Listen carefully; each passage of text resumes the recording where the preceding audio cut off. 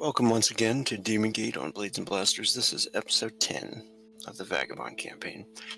I'm Rogue, and I'm the GM tonight. Tonight we have playing with this ghost who is playing the character Delia Smarth. Emma will be playing Peef. Wanderer is playing Norgar, and Matihi is playing Emmy. We're going to start off with a little flashback scene, which takes place during Marty's grave scene before they left the grove. So everyone's goodbye to their friend, which was Ghost's last character, the alchemist Marty. All right, let's see.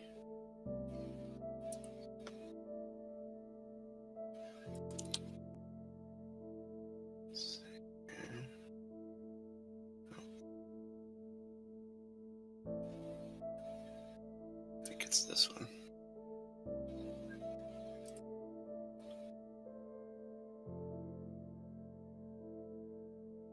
Does everybody have sight there? Yeah. Yep.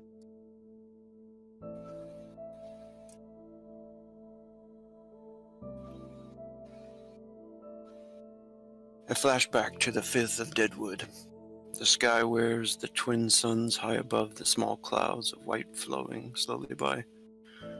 The Garden of the Beast Cult, where Marty fell, really was a beautiful place to rest eternal. His 3 friends were there with him in his last moments. They stand now over the site of his grave where he sleeps, under the tall oak and next to the crimson fronnet, a beautiful bush filled with red flowers and glowing blue anthers and stamen. It looks almost as if they exist in both the astral world and their own. It could not have been a more peaceful and beautiful place to rest. As the scene before you unfolds, above the grave, Emmy stands in front of all. Yeah. So Emmy kind of leans down and on her knees, looking down at the fresh dirt in front of them, and she just stares at Marty's grave. I met Marty a few years back. I ended up getting scratched up by some raiders on the road when I was escorted by some of the monks. I left the wound for a while, thinking it would heal on its own, but unfortunately it didn't. Started getting all inflamed and whatnot.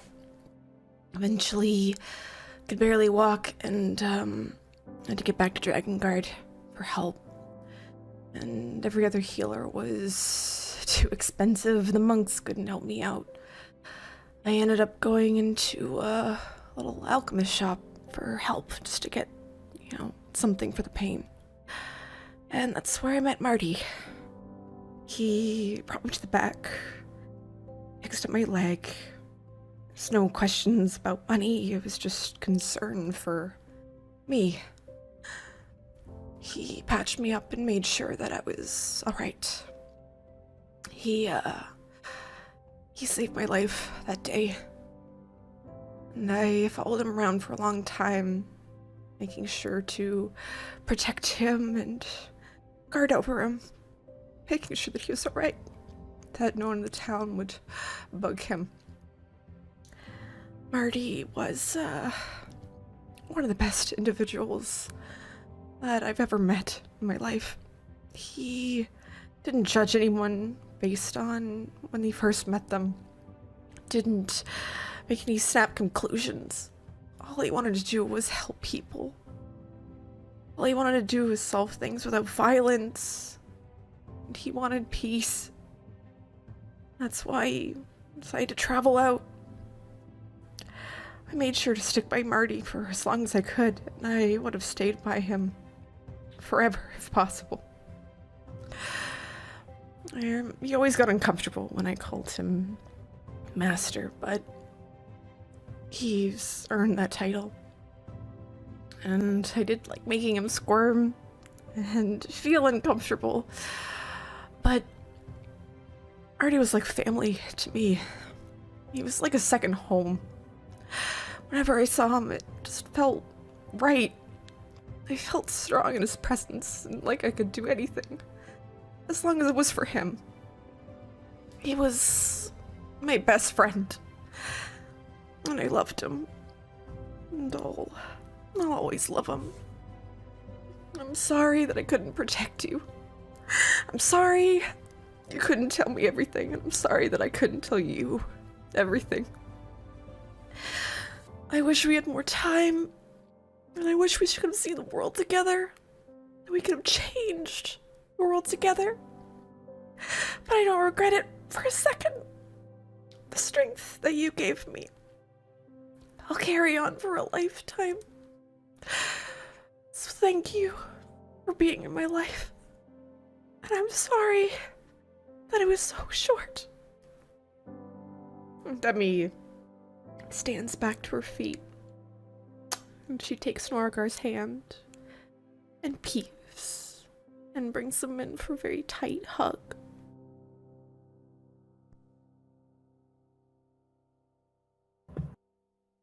I think as Peef is pulled into this hug, I think a lot of the kind of what's the best way? The body kind of property is taken up in this hug between Emmy and Norgar. And Peef is just kind of like there towards like everybody's like hips and maybe Norgar's knee. But she's very like kind of tense as she's pulled into this hug. And kind of like gives a loose hug, but is very obviously like uncomfortable. At this point, after kind of digging the grave and setting everything up, her mask would be back on. And I'm sure you're hearing like sniffles coming from underneath it. Norigar is standing very kind of upright, almost formally, and he kind of positions himself so that if Emmy or Peef want to lean on him, he'll be there for them. But he doesn't say much. He just looks down at the grave, and his lips are moving soundlessly, probably in a prayer, but he doesn't want to sort of push his beliefs onto the others, so he's just praying silently. I think after a while, Emmy lets go of the two. She looks back down to the grave, looks to the others. Murdy asked us to not regret what happened, to not carry that weight with us. So I know that I blame myself what happened because I promised he'd be alright. But we have to try to not let this keep us down. We have to try to make this world a better place for Marty's sake.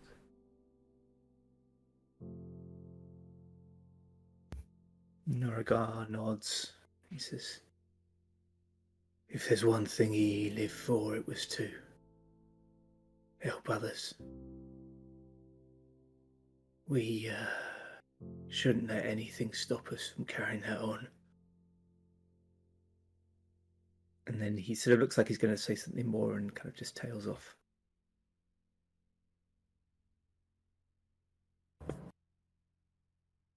Peef just nods slightly. I need to go grab a couple things really fast. And she just kind of goes to walk off. Beef. And me kind of calls up before she goes. Just make sure, come back, of course. That through all this, we just need to stick together, to lean on each other. All right? She doesn't entirely look back, but you can see her head just like nod slightly. She just goes like, and if you like pay attention to what she's doing, she's just like going around and picking up like some arrows and stuff from the ground. But yeah, she just needed to get away.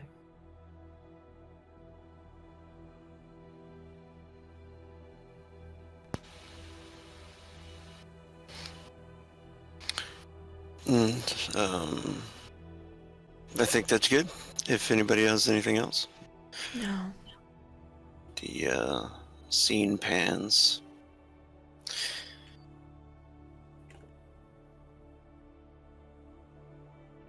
Everybody got sight there?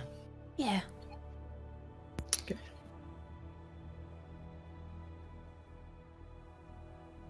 This is the 7th of Deadwood is here.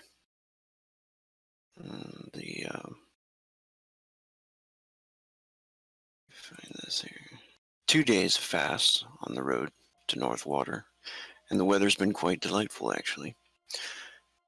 The twin suns are shining, and today is the day that would have been Marty's birthday, which is of course on some of the characters' minds as they go about their day setting up camp. There was a bit of trouble earlier on the road. Goblins had attacked a stolen wagon. They stole a wagon, and there was a couple of humans actually killed during the heist. Several goblins were killed. But it happened at the front of the caravan. And in this scene, you notice the bailiff. The scene pans over to some very large tents being set up. And it finds Delius and his little ones kind of meeting with the bailiff. His guards, there's 2 guards at the front of the tent, at the door to his tent. And he invites you in. Pretty much, this is Delius like just getting to the caravan and meeting them for the first time. So Denatriu has kind of left you at this point and said farewell, and he went up to meet his friends, so this is Delius kind of walking in and meeting the bailiff, Sir Victor Volt. Yeah, as he's coming in, he makes sure he gets his daughters seated first. Go on, have a seat, girls. Go on. We won't be too long, I don't think. And we'll try to get you both settled in, okay? And Fiora looks around kind of cautiously and I guess maybe make a roll to see how her health is doing today. 10% chance. Oh, okay. So, she's feeling a little bit rough, but not terrible. Not terrible. Arabella looks around more inquisitively as she walks in with her bow slung. Sir Vault looks like he's kind of in a hurry. He goes over to the table and opens up his ledger, quill and ink on the table. Fair shine to ye, and to ye little uns. And Sir Vault, the bailiff around here, in charge of criminals and dealing with the crimes against the guild of the Timber Anvil and its merchants. It's good to meet you. And you as well, Savant. I am Delius Marth. These are my daughters, Arabella and Fiora. And they both smile and greet him as well in a friendly manner. And are you planning on staying with the caravan for long? At least until we reach Northwater. Beyond that, it depends on if my search there is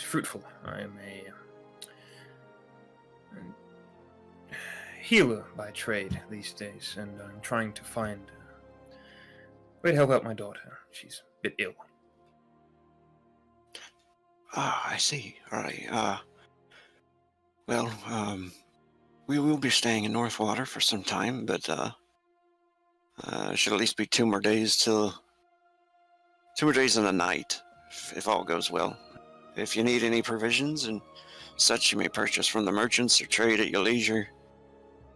We do offer a meal once per night, just in the evening for free, no charge. And you notice he grabs the ledger and he says, to those who sign on as part of the caravan, you also have a protection and may be able to contract you from time to time.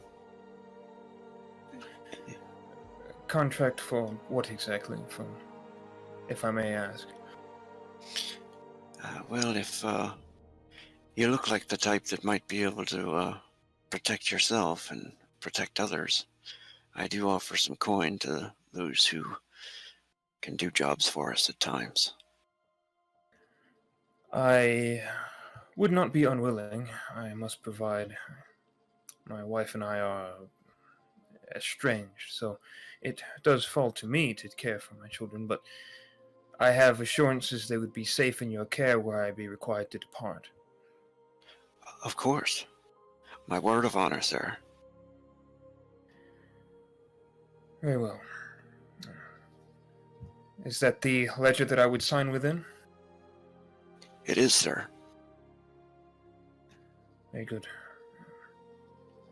I will sign off on it, and then I will look to my daughters to have them sign as well, as I have taught them both how to read and write. Nice. And he nods to you, and you can see on there the other names of people and merchants on the wagon and stuff. After that, do you think that for Peef, you would be hunting during the daytime here? Absolutely. I think lately she's been hunting a lot more. Yeah, I was thinking about that. Does Peef go hunting with Helena a lot? Who's Helena? Helena Brecht. Oh, yeah, my friend, of course. If she's good at hunting, yeah, totally. Priest would bring her. I was gonna tell you, like, I had an idea. Maybe she started to hunt with you, especially after what has gone on, and maybe she's learning from you a little bit about it because she's pretty much a thief. So Yeah. So at least she's good sneaking around. Usually, if anybody goes hunting, it goes and it raises the target number. But if the other person has the skill in it, it doesn't mess with it. So, can you give me 2 rolls for hunting? I would love to give you 2 hunting rolls. And the target number is 8 on this fine day.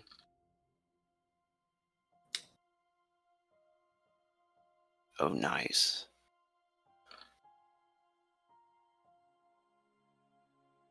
Did I win? All right, so you're gonna double the food the first day and the second day. Actually, tripled it. So you get 2d10 meals for the first day and 3d10 meals for the third day. And this is going to pretty much, you're the hunter of the caravan right now. And I was going to tell you as well, you'd probably be getting paid for doing this.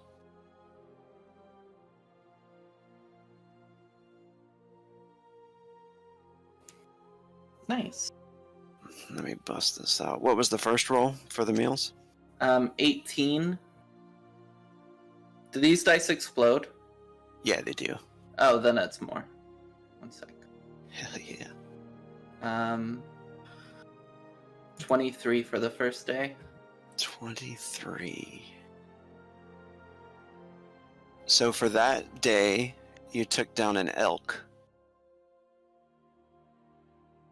And then the third day? Or the following day? Yeah. That day, 14. Okay. And on that day, you took down a deer or a hog sized creature.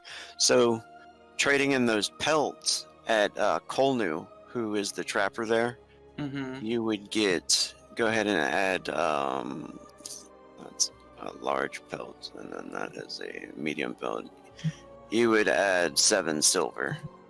Ooh, okay. And you fed everybody, so I guess everybody's eating elk today, or hog, whatever they prefer. Mm-hmm. Or both if they've got a very large appetite. Yeah. So we're gonna pan over to a scene where you guys are meeting right after this. Pretty much right after Delius leaves the bailiff's place, he walks you over to meet with some other folk. Right here. If everybody can see that. Yeah.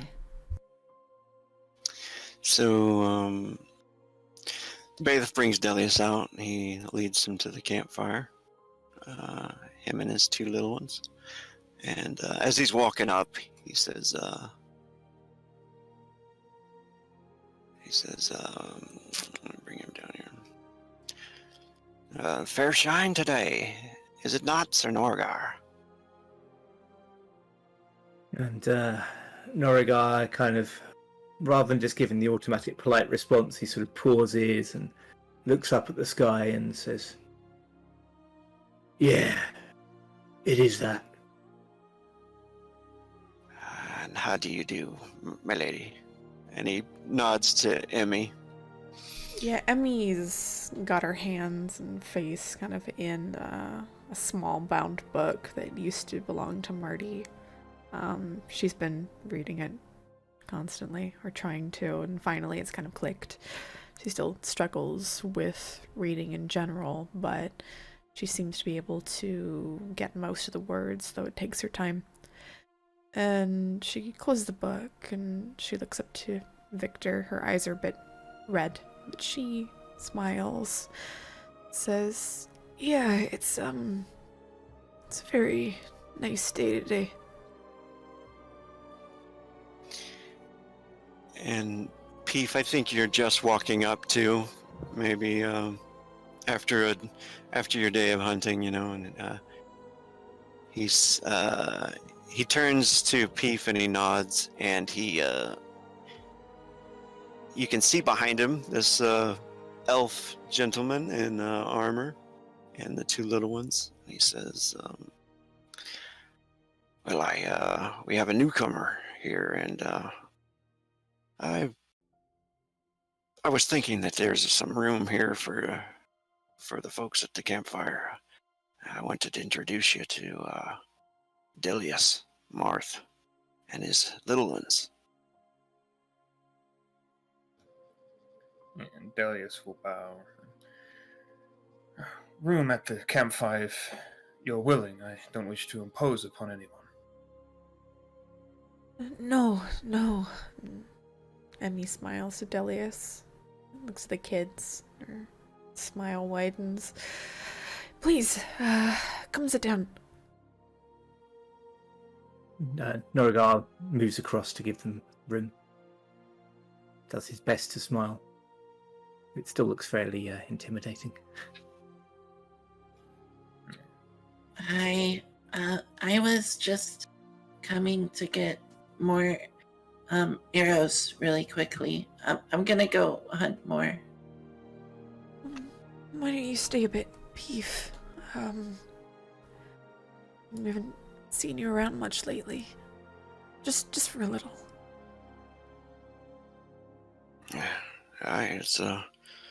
It's about to be nighttime.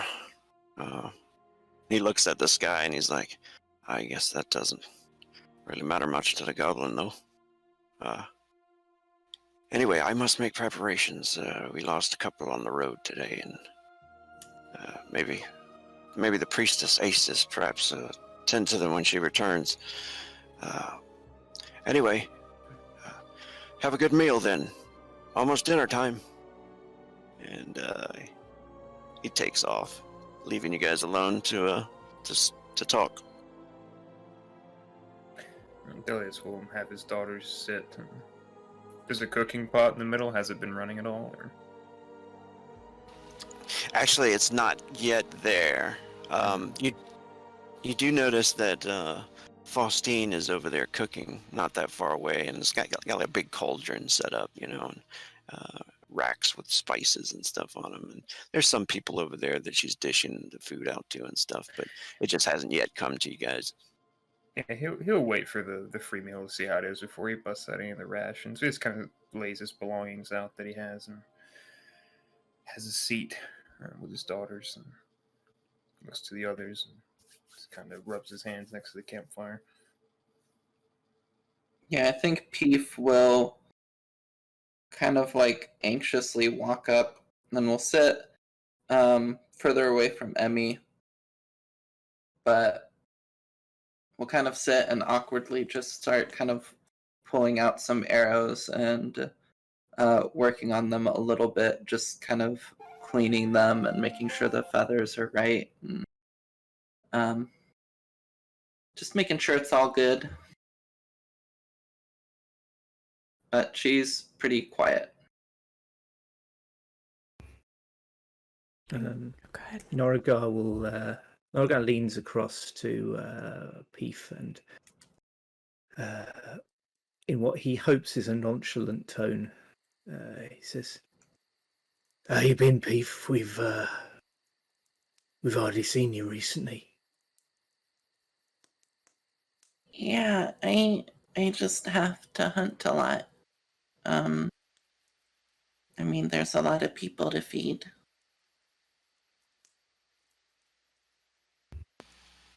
And he looks at her, and he's a fairly good grasp of I was going to say human nature, but yeah, in this case, goblin nature. And he can tell he doesn't entirely believe that. But after a short pause, where he's obviously weighing stuff in his mind, he decides to let it go, and he just nods and says, "Well, thanks. You've been doing a great job, Peef. Great job. Like you always do. You've never let us down, Peef. No matter what you think." You feed everybody here? This little girl voice comes popping up next to you. Peef kind of like sheepishly looks towards her. I try to. I go out and get meat from the woods and bring it back.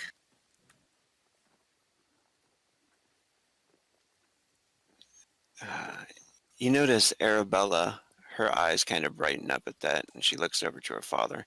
She doesn't say anything, though, but you do recognize she has a bow on her back. Like she's about to say something, but then she changes her mind. Just because she's shy, probably. Yeah, I think Peef. Gosh, I don't want to be a Debbie Downer completely. Okay, so Peef like notices, but awkwardly like isn't gonna say anything, but then just in the silence that kind of follows that moment, she'll like speak up. Do you like to hunt? Yes, I do. And she perks up at that, and well, I would like to. And she looks over to Delius again, always checking on her father's response. Yeah, he's just kind of looking over a book, and then he takes note of the conversation, looks to Arabella. Well, darling, if you wish to go with, I apologize. Your name is it Peef? Was that what I heard? Peef nods. If you wish to go with Peef,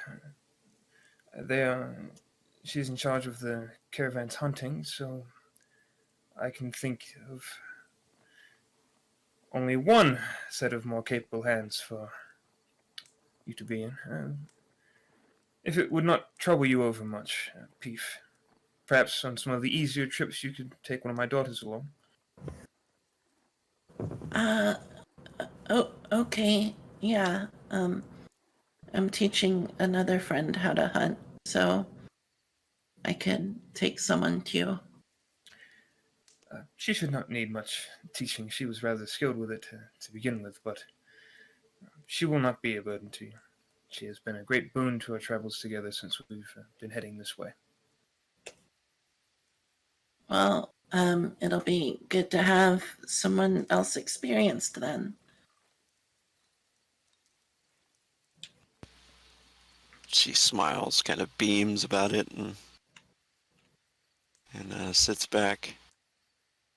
Can I just ask how old the kids are? They're elves, so they're 30 and 65. You mean you could ask? I don't think he said it all. How old do they look? They look like young kids, or do They do look rather young. Yes, Okay. adolescents maybe. Cool. Thanks. I think as Emmy stands up to go towards Faustine, and Peef very obviously doesn't want to be in the center of this conversation, she's gonna stand up. Well, I need to go do a little night hunting for some people. I'll be back later.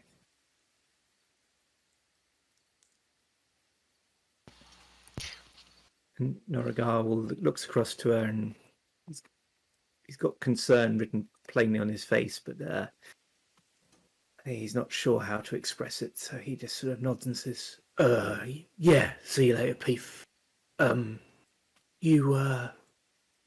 You take care. Yeah." Yeah. Yeah. And she'll kind of wander off into the dark. I think everybody's that's friends or that was friends with Marty should make a willpower check. Oh no. For Marty's birthday. Target number 10. Oh, fitting that she failed. Oh no. Peef's taking it hard. Oh, we're all taking it hard. No one's happy. Yeah, tough thing. So just one mental fatigue point, and which won't really affect you too badly unless you take another one.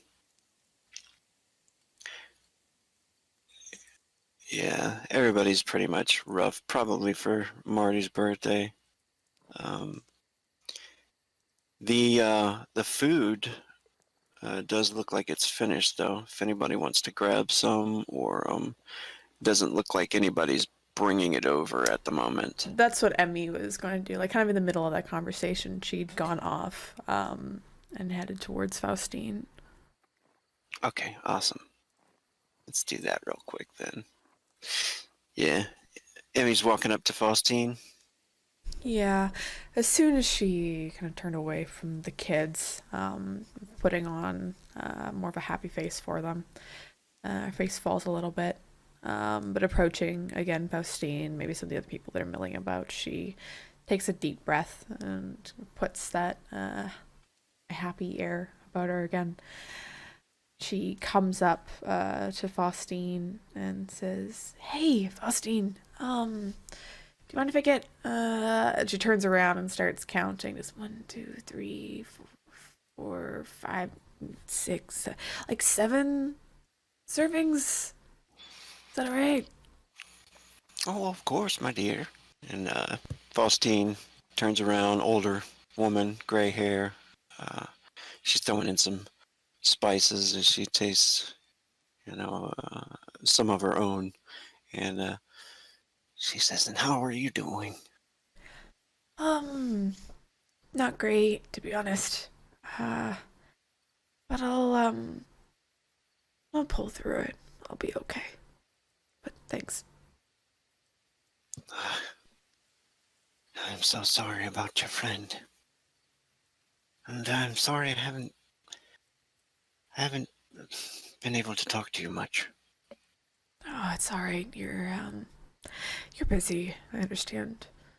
But hey, why don't I, like, before I can maybe help you out with some of the cooking, maybe even just the distribution of it.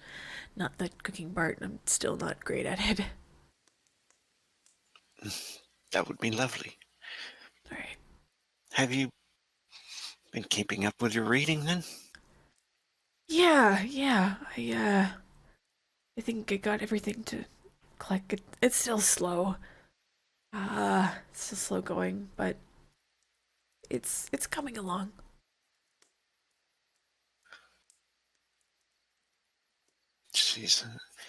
She hands the bowl to another person who you notice is a furry fellow, Tehe. He takes the one of the bowls and smiles at you and purrs and licks his lips, and walks off with it. Looks like he's walking over towards Norgar as well. Mm. And he does say, I'll grab one for Norgar, my dear. Or 3. Oh, I was gonna do that, but if you want to help me carry them over, it'd be appreciated. Yes, I'll help you. All right. Faustine, before he leaves, he's like, sometimes I miss the old days, working with the temple, Master Unzar, but it's nice to get to travel and see the countryside. Yeah, I miss Master, but it is nice to be out. Uh, Maybe eventually I'll head back, but I'm not sure when. But hey, I'm glad to have you along, or at least glad to see you every day. It's nice. She smiles and she said, well, I hope you enjoy. Always do. We're having elk stew tonight, Oh. thanks to your little goblin friend. Emmy's face falls a little bit at that. She says, yeah, she's been real busy with all that hunting. Anyway, thanks, Faustine. And she'll take the grouping of bowls of stew and start heading back to the others.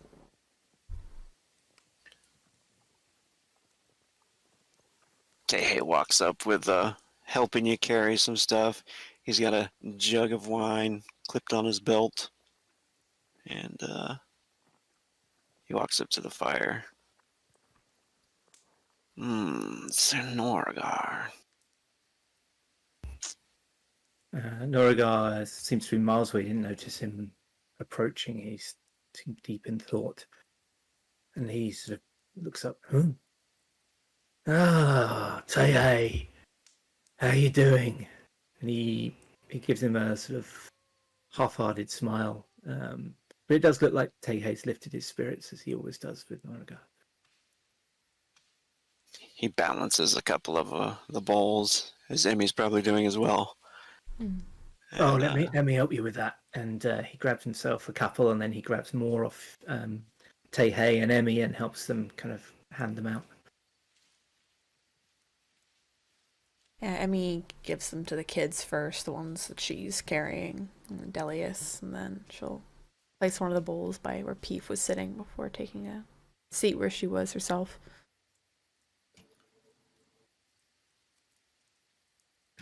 Yeah, on receiving his bowl, seeing his children were provided for, Delius nods to Emmy. Thank you ever so kindly for that. Yeah, of course. Delius, right? And, who are these two? And she looks over to Emmy and Fiora, smiles. Yes, that is my name. This is Fiora and Arabella. He gestures to each of them. And you are, Emmy! Emmy. It's nice to meet the three of you. Yeah, you as well. Emmy, a quaint name. I like it. Well, I'd hope so. I mean, my parents liked it enough to name me it. Nice to meet you, Emmy. You too, Fiora. You are a very large woman. Fiora. And he she looks kind of giggles. annoyed. It's fine. It's fine. Yeah, I know. I'm a large woman. Have you ever thought about getting this large? I could never get that big. I never say never. This requires a lot of practice and a lot of training, and a lot of limb stretching too. She smiles and starts to put some of the broth in her mouth. Yeah, and then Delius falls up, and a lot of eating, so go on.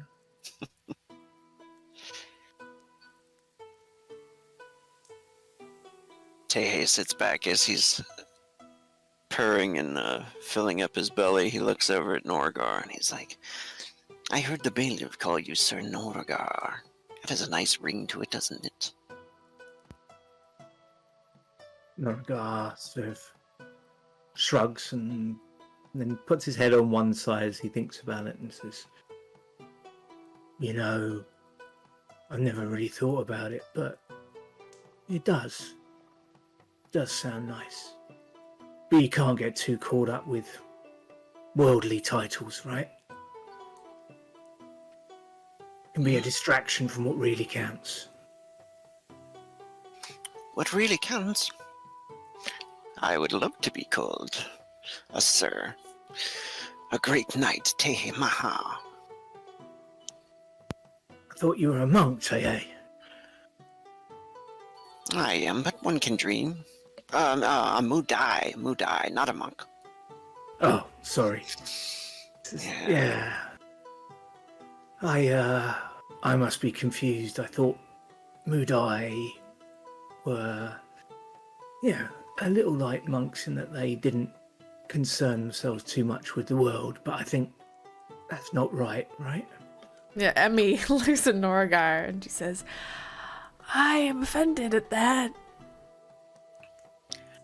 And Norgar looks worried for a moment, and then he kind of like is assessing her expression. Yeah, she kind of gives a bit of a grin on the side of her mouth and continues shoving stew in her face. And then he sort of relaxes a little bit and smiles. And then he realizes he hasn't introduced himself to the newcomers and says, oh, I'm sorry, I was miles away. My name's Norgar. And Delius looks up to you and he nods. A pleasure. I am Delius Marth. These are my daughters. He gestures to them. And Norgar sort of nods and says, ladies. And then looks back to Delius and says, so what brings you to join the caravan? In a word, security. We've been traveling just the three of us for quite some time now, coming from the east, and my studies are taking me to the great libraries of the civilizations in this corner of the world. Ah, so you're a reader then? Ah. And he looks across at Emmy and sort of gives her a little nod. Says, I've been meaning to learn to read for a while. And he sort of fumbles around. He's got a load of bags strung all over him, and then he reaches into a sack and pulls out what appears to be a prayer book. It's got a little bit of food on it that he carefully wipes off and sort of tuts to himself and says, yeah, I mean, if it's not an imposition, then maybe sometime you could help me read a little bit of this. And Delius looks to Norgar. He puts aside a journal that he had been reading and he extends a hand to see the book. Yeah, and Norgar hands it over. And it's a book of prayers to the Maker. Ah, you're a devotee of the Maker then? that I am, body and soul. Faith placed in the right place is a useful thing.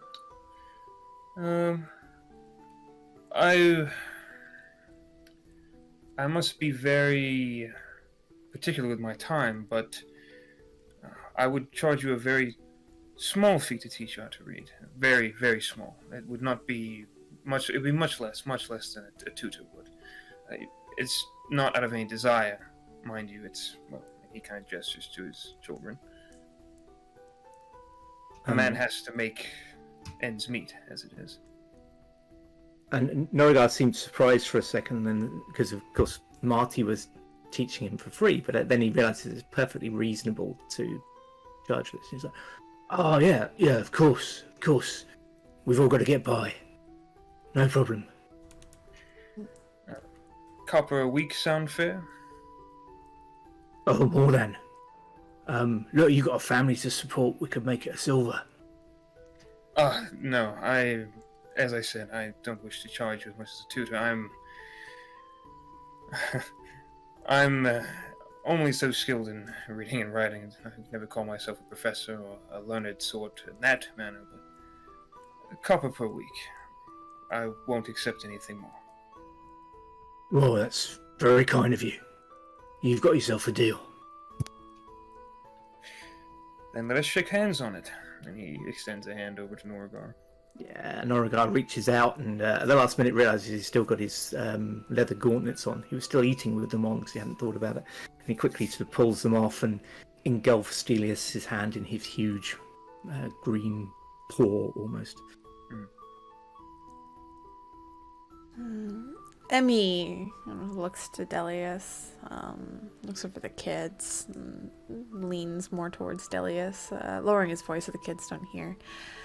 And she says, I'm guessing it's, I don't have kids, so I wouldn't know, but it's hard to raise a kid. You're by yourself? Yeah, Delius will come a bit closer. His children are occupied talking to one another and eating, so he comes a bit closer to Emmy. Life has been fraught with difficulty. This is true. It was not always so that I raised them on my own, but for the last roughly a year, yes, it has only been me. Emmy looks a bit concerned to the kids, back to Delius. And she thinks for a moment. She reaches back, kind of into one of her packs that she has. She pulls out a small, what looks like a coin purse thing. And she thinks, nods, and says,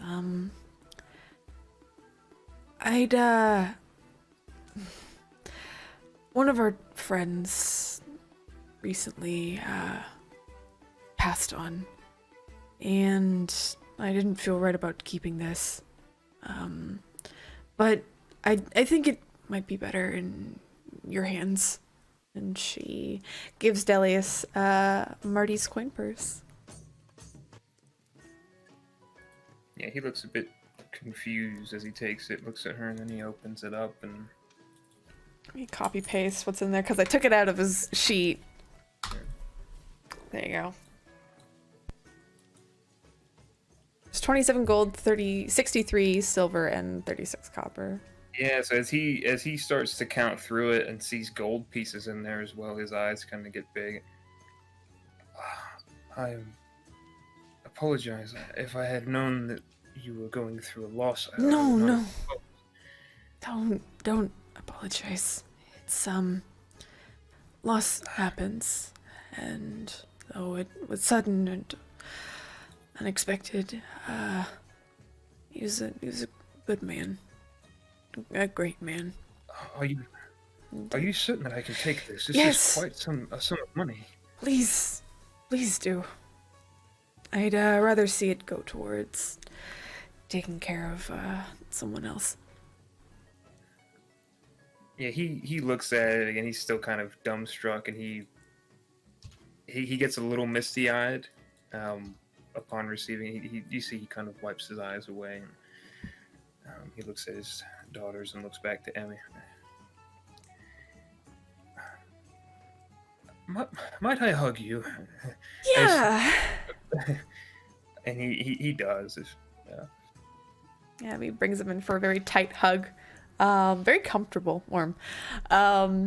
And she kind of looks down at Delius and says, if you need anything to do with your, I don't know, take care of your kids or train them, do limb stretching. And she makes that a little bit louder so Fiora hears, and she like kind of giggles towards her.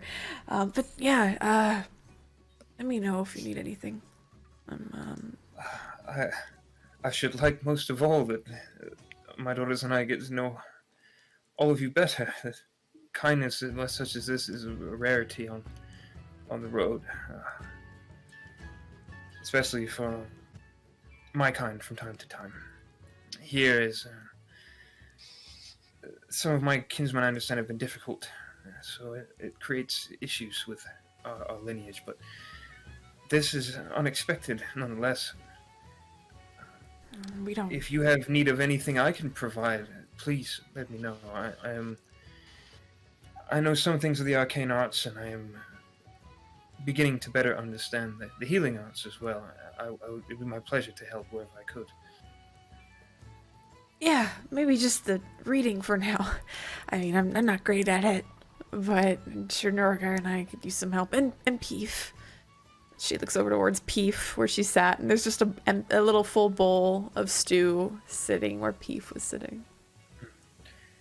Yeah, Delius will actually look to Norgar, Parmacita's coin person. I amend our deal. I could not charge you in good conscience after receiving this boon. Please, forget I said anything about the coppers. Well, I mean, this is separate. I mean, but No, yeah, I'm steadfast on this. I will not take your coin now. well, thank you. That is most kind of you. You are a good man, Delius. And then he looks across at Emmy and says, and you are a good woman, Emmy. He'd be proud. And then his voice just cracks very slightly on the last word, and he sort of coughs to hide it. Yeah, I think Emmy, her own eyes get a bit misty again, and she takes a deep breath and nods and says, yeah, Marty would be happy. Did someone say coin? And she, this dark elf pops up between the two little girls and scares them. And they both jump a little bit, and she giggles at them and kind of gives them a hug. It's good to see you both. I did miss you. She looks over at the rest. Hello, Delius.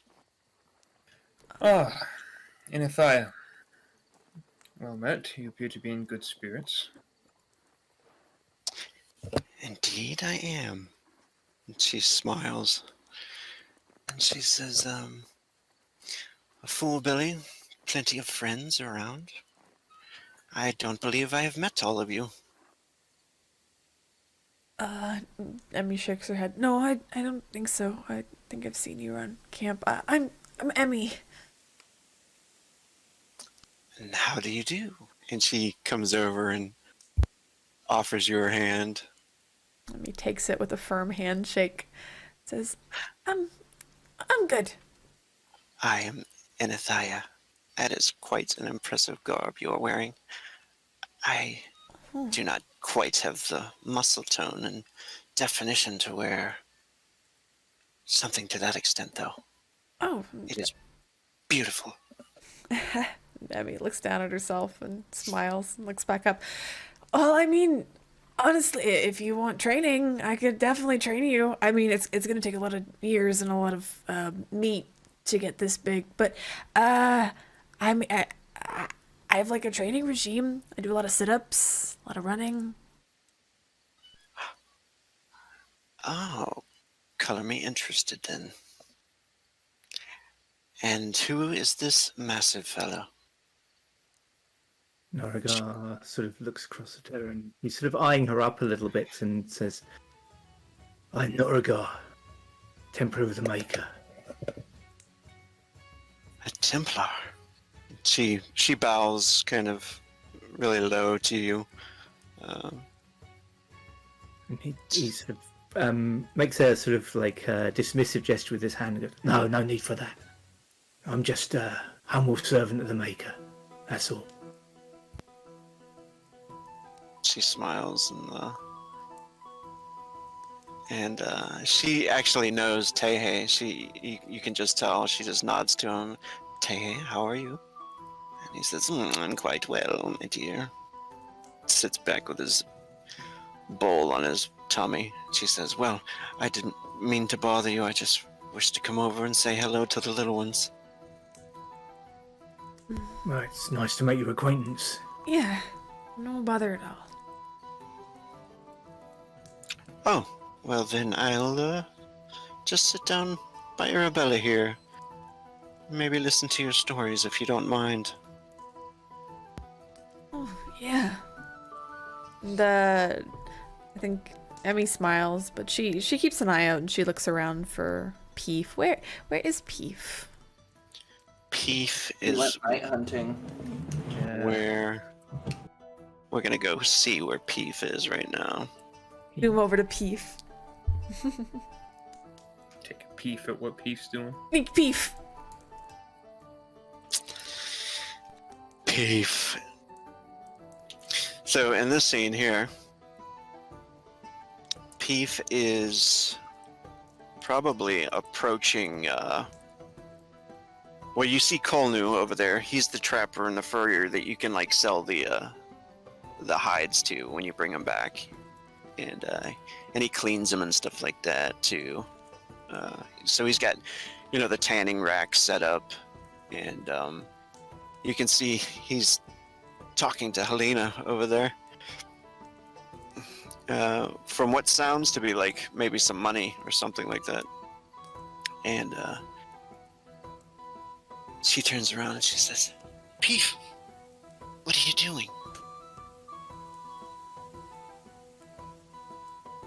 Oh, I was just gonna do some night hunting. I was about to come over and eat with you. Oh, everyone else is eating. I'm sure you can join them. She looks at you kind of sideways for a minute. She says, you're going to go hunting by yourself. Yeah, just for a little bit.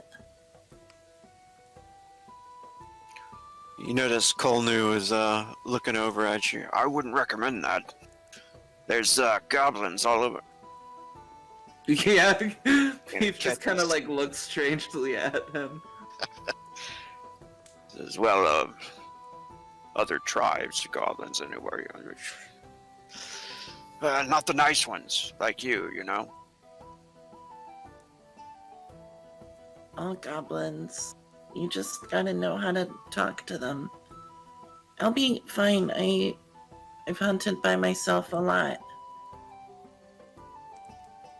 Yeah, all right. You got no qualms from me, actually. I don't mind. Keep the furs and the hides coming in. He smiles and nods. He just kind of nods. Okay, I will. Helena, though, seems a little bit more worried on her face. And she says, Peef, I'm very hungry. Aren't you hungry?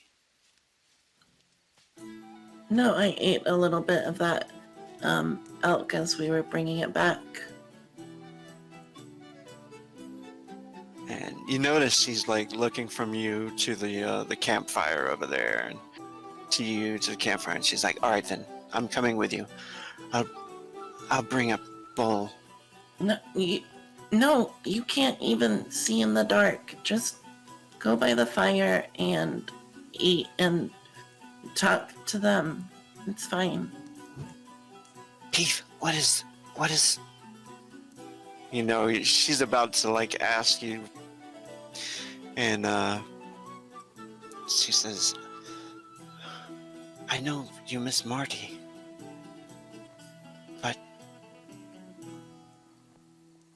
it would be wise to stay with us and talk with the others. Wouldn't that make you feel better?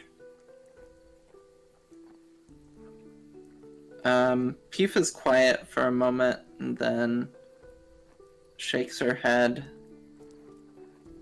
They're mad at me. What? Why do you think they're mad at you? I mean, Emmy said as much. What? She kind of pulls you away from Kolnu. What did she say? She said, well, And there's like a little sniffle from behind Peef's mask. Marty is dead because of me. He went to try to talk to the people, but I just shot them, and then they started attacking us. And then Marty died in that fight that I started, and well, Emmy was talking after we had buried Marty. She said that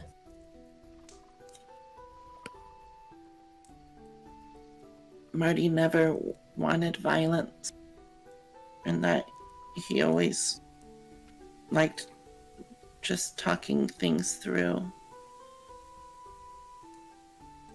And so she knows it's my fault too. And so I'm gonna go night hunting. I'll come back. Peef, it is not your fault.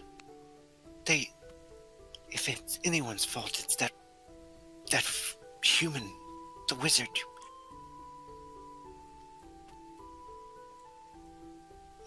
How are you to know? You were just trying to fire the shot, get an advantage on them, right? How are you to know? Peef's face kind of like scrunches up behind her mask. And she shakes her head.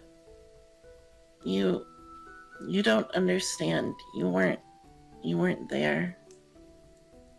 It's my fault. Just go eat. I'll be back. And Peef just starts to walk away. She looks, really sad and like she's about to say something else, and but she can't think of the right words, so she watches Peef walk off and walks back to the campsite over with the others.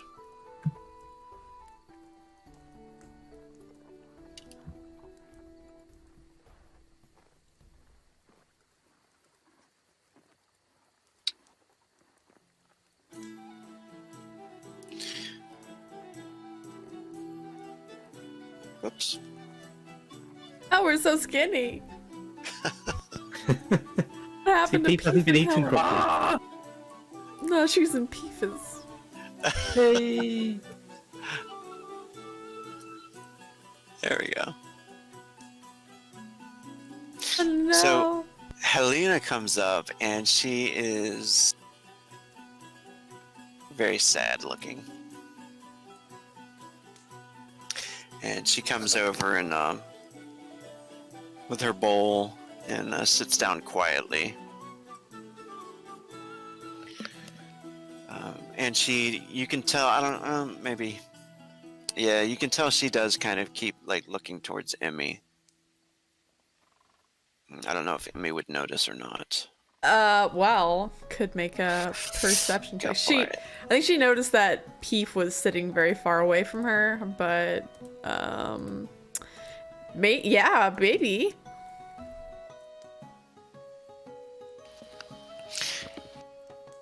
You probably catch a look, maybe once or twice, and then every time you look over there, she always like looks away, looks back at her food.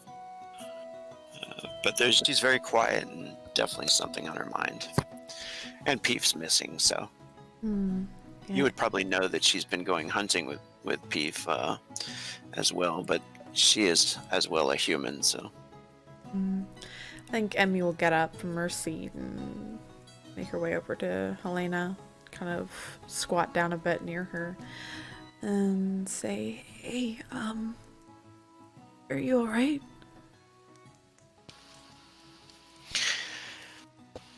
No, I'm worried about. I'm worried about Peef too.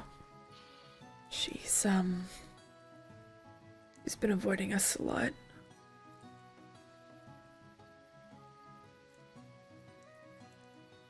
She's struggling to get something out, perhaps. Then she just kind of says it quietly to you, and she thinks everyone is mad at her. Oh. Emmy shakes her head and says, "No, not mad at her. I don't know why she'd feel like that. I want Peef to be alright. Yeah, I don't know. But no, we're not mad at her." She blames herself for what happened to Marty. Emmy sighs and says, it was none of our faults. What happened just unfortunately panned out that way." Is Norigar in earshot at this point? Oh, maybe, probably. Yeah. She's trying to keep it down, but Norgar could probably Yeah. hear the conversation. Well, he'll probably prick his ears up at this because he's been kind of suspecting something like this with Pete for a while. And he sort of gets up and walks over, and then says in what for him is a low voice. He says, "That's ridiculous. If it's anyone's fault, it was mine. I should have protected him. No, not Peef's." Norgar. Emmy closes her eyes and shakes her head. Says, "Look, we can't keep playing this blame game amongst each other, blaming ourselves for what happened. Marty asked us not to regret it, not to regret what happened and have it weigh on us. We have to respect that. You know it's hard, and I know it's hard to not feel guilty about losing him. I struggle with it too, because I promised I'd keep him safe when it was just him and I in those caves. But we can't blame ourselves for what happened. Else it's gonna destroy us." You're right. It's guilt, anger, self-doubt, all these things, they're poison. It's hard though. It is hard. I know it's hard, Norgar. He was next to me and I couldn't save him, Emmy. I tried and I couldn't. I know you tried. And she puts her hand on Norgar's arm. Says, "I know you did. We all tried. We all tried so hard. Sometimes it's not enough. Sometimes, no matter how good we are, no matter how hard we try, it's never gonna be good enough. But we can't blame ourselves if we give it our all." Norigar nods and sort of clears his throat a little bit. Says, "Yeah. Yeah, that's..." And then he looks like he's kind of struggling with something for a moment, and then he sort of coughs again and sort of says, "What? We can't let Peef go on feeling like this. I thought there was a reason she was keeping herself out of camp. Yeah, me too. We need to talk to her." Yeah. Emmy gets up to her feet and says, "We should go find her." Not easy to find if she doesn't want to be found. I still want to look. Right. Yeah. And he smiles at Emmy and says, "We should try, right? We should try. Sometimes that's all that we can do." Yeah. And Emmy pauses and kind of looks to Delius and says, And then she looks over to Helena as well and says, could you two help us find beef? And he leans back and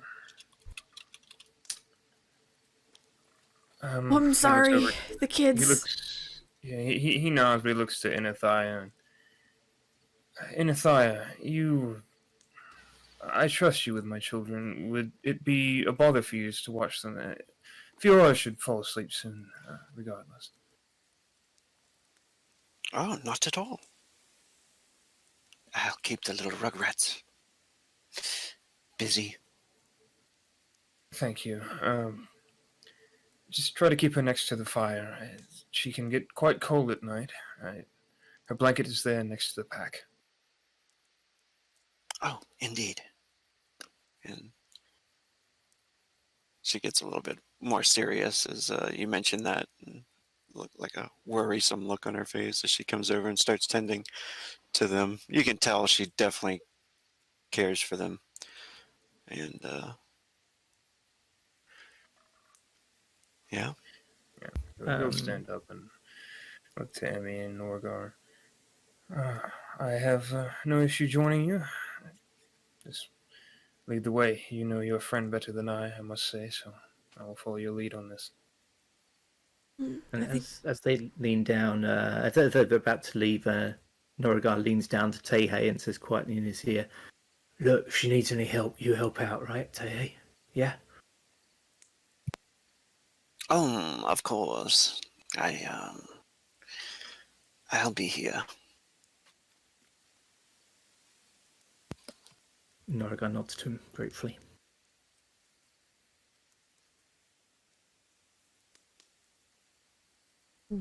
Emmy looks to Helena and says, I think you know her best. Maybe you'll know how to find her, how to spot her, how to get her out of hiding.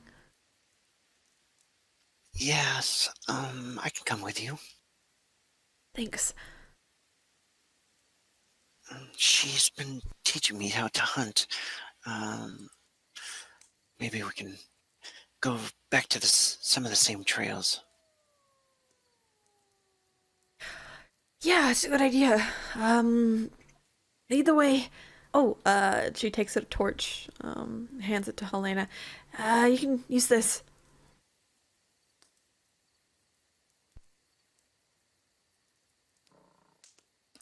Thank you.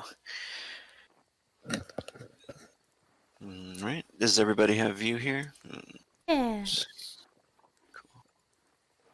Nighttime hunting. Yeah. Peef, what is Norigar, Peef doing? So she was sneaking through, eventually found a squirrel, and is currently hiding by a tree, eating the squirrel, and just kind of like processing some of her emotions in Peep's own way.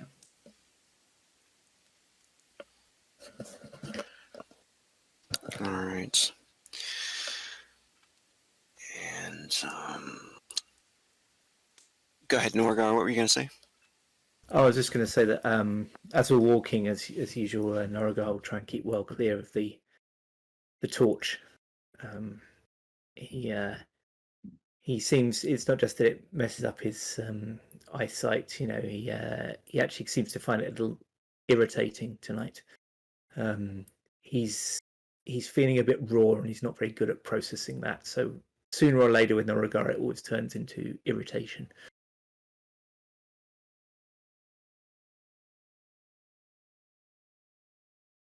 Yeah, definitely. Right now, I think everybody's pretty much irritated. As you're moving through the woods. Helena is probably leading, and with the torch, she's pretty far up ahead if you want to stay away from the light, you know. Emmy will walk up by Helena, being in need of a torch. Yeah. Elias as well, he does not see in the dark.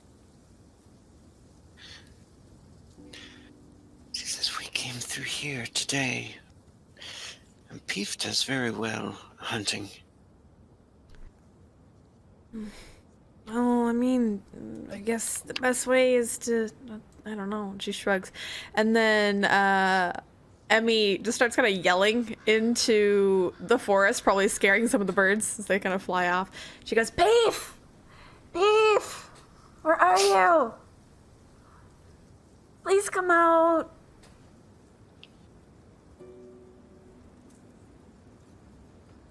Yes, Emmy's doing that. Delius is keeping his eyes out for Peef, but also knowing that that's going to draw a lot of attention.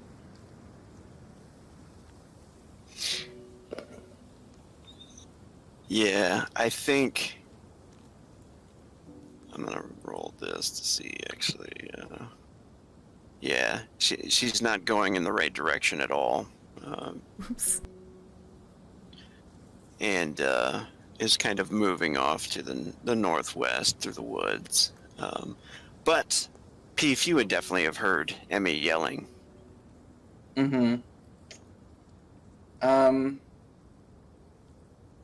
Emma, roll like a charisma check for me. Alright. Let's see. Oh god. Oh, where's the thing? There's a charisma. Do I have a plus? Oh no, I included the plus one that I got. Yeah, no. I think Peef hears, but just kind of like slinks closer to like the tree she was hiding behind. And actually like hearing Emmy like shout for her scares her a little bit. And she starts kind of tearing up.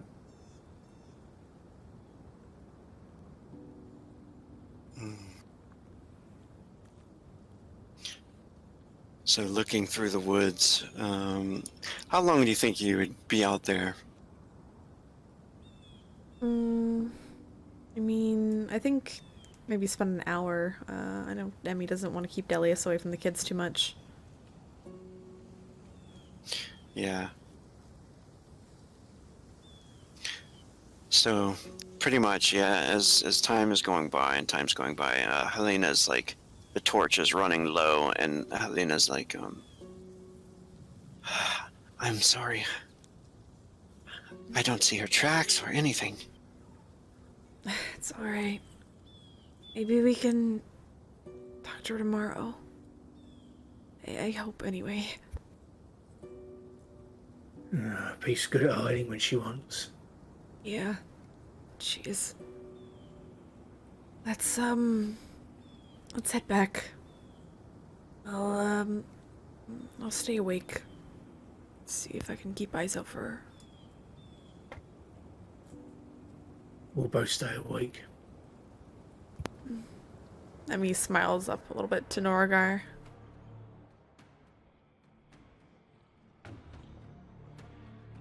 By the way, Rogue, I was wondering, we've had a couple of days, haven't we? Well, a few days. Would we have healed at all? You would have definitely healed up, yeah? Well, you had the fire. Yeah. 2d6 is for sleeping. Okay. For 2 days. And not and anybody. right? Yeah, you can do exploding. Oh, cool. And if you do any mana or chi and needed any of that, it's d20 times 6 per day. Yeah. So. I'm pretty sure I got it all back. But I mean, with Norgar, especially if I use my crystal, I think the second day, or the first day back, so the 6th, Emmy would have healed, could have easily healed Norgar back up He to would have full. healed from his regeneration anyway. Yeah. Well, no, because I don't know fire. whether I took fire, so I don't know how quickly that comes back. It would come back. I mean, 2 days, it would come back within that time. Oh, okay. Yeah, plus, It only really stops her for the combat. yeah, Emmy would heal you too, if need be. Same thing with Peef, if Peef would let her. Peef's just been so busy, you know, like Oh, hasn't really had time. so I understand. I get it. Pete's like, I don't deserve to be healed. Hmm. Oh. As you're walking back, you notice something in the trees that disturbs you. Helena stops and like raises the torch. I don't know if you guys can see this. Yeah. Mm-hmm. You notice hanging up in the trees, there's skinned humanoids. Just the skin has been taken off of these humanoids and placed on these poles. And the skulls of wearing antlers have been placed on the heads where the heads would go. Emmy kind of puts a hand over her mouth and says, "Ah, by the Oak Father, what is this? Oh, God. The effigies, it appears. Effigies? Mm. It's an abomination. We should take this down. And Yeah. And Emmy would light another torch and kind of exchange it with Helena. It says, "Here. So this." I would hold. Why? These things may have been done to mark territory. Were they to be taken down, it is possible that those that set them would seek retribution. We can't just leave it. This is. We need to do something. this is sick. Anyone who does this to mark their territory can go to the hells as far as I'm concerned. And Let them come at me. I'm taking it down. Alright, just be careful. And Norigar, once again, he's got another emotion he doesn't want to deal with this time. He's feeling quite sickened by it, so he's converting it into anger again, and he looks furious as he goes over to the first one, and he just goes to kind of snap the pole and take this figure down. Yeah, after the first one, you snap it, it falls down to the ground, and you notice a strange sound in the woods. Can everybody make perception checks? Oh, thank you. The non-perceptive group. Yeah. Part of the group, anyway. Hey, Speak for Delius. yourself. Hey. Peef for yourself, okay? Oh, Emmy, You could, looking for a piece of me? Yeah, Peef could actually roll for this as well. She's not too far off. she's disguised as one of the figures. It's Peef. She's been doing this once. No, Peef, why? Peef's gone dark. A dark side. Peef, you notice what sounds like somebody moving through the woods. Someone or something. Delius, you notice it too, like the snap of a twig. It sounds almost like somebody's taking a step and then they get quiet. Something large, small, our size? Can Something I tell? pretty large, at least. It sounds like it snaps this a nice sized twig. Cracks. So Yeah. Peef would recognize that this wasn't them, right? It's something bigger. It is kind of close to where Emmy was yelling. Oh no, that was an hour ago. Yeah, so this would be different. Yeah. Okay. That was a different sound. I interrupted you guys. Sorry. Go No, for you're it. good. Delius stiffens up and he looks about, trying to see exactly where the noise came from. But his hand rests over a mask that is on his belt. Something large is stalking us. Emmy frowns a bit and she equips her Kavar to her fists and looks around. Damn this darkness. He looks to Norgar. I appreciate your enthusiasm against the darkness, large one, but perhaps a bit of prudence next time. Norgar sort of looks to him and looks at the trees, and we can't let stuff like this we can't let it go. That's where it all starts. You let stuff go because you're afraid of the consequences, and then I can't. Look, the rest of you can go. Whatever's I've triggered, that's for me. I don't want anyone else to get hurt. I'm not leaving you behind, Norgar. Nor am I. Besides, it appears that it will not be letting us go so easily. Norgar nods and gives a sort of slightly apologetic frown as he pulls his shield off his back and he pulls out his Ugnar, his orcish sword, and he raises it to his lips and sort of kisses the blade for a second, and you see him muttering a prayer, and he's sort of making himself ready and sort of staring out into the darkness, again trying to keep clear of your torchlight so his night vision's preserved. And Emmy looks to Helena and says, "Please, go and hide, maybe." Helena's still holding it. You take it from. Yeah, she'll offer to take it from her. She's not gonna force Helena to go and hide, but it's more of a suggestion. She looks like, she's very afraid, of course. She's almost kind of shivering, but she looks more haunted by the as she turns the torch to the thing that Norgar kind of broke one of them down, right? Yeah. And it looks, just horrible, like somebody was skinned, and she's like, "Who's flaying people out here in the woods? I want to go back to the camp."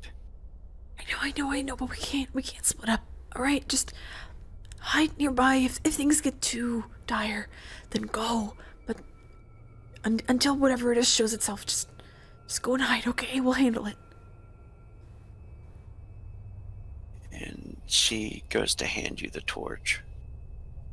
Emmy will take it.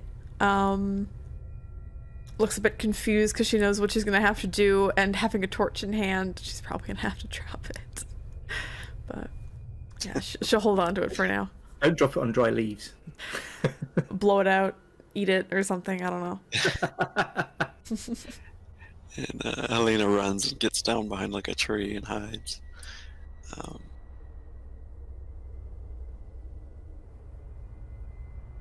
Let me make another roll here. I think Peef is going to be trying to sneak up on this big thing that she's heard. Oh. Alright. One more perception check. For all of us? Yeah. Okay. Could it be observation? Listening, if anybody has that. Or... Lip reading, you say? No, listening. List reading? Groceries? Oh my god, the target number is 22. What? For groceries? Peef! No! God damn it. These groceries are so quiet. Norgar, you're our only hope. Oh, I wasn't going to bother rolling, but You gotta, please. Please, Norgar. No, it could explode. Yeah, it can explode a lot. Ah! You know we're Peef, desperate when we're relying on Norgar for a perception check. Peef, you notice a torch, the light of a torch in the woods, as you're kind of sneaking up to this area where you heard that sound.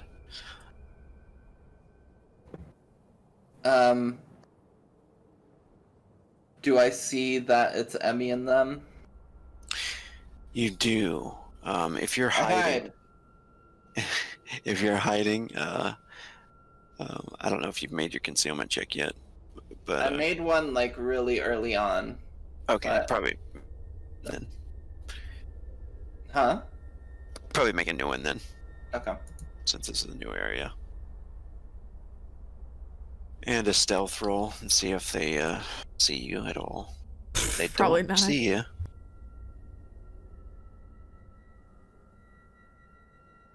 Yeah, you Gucci.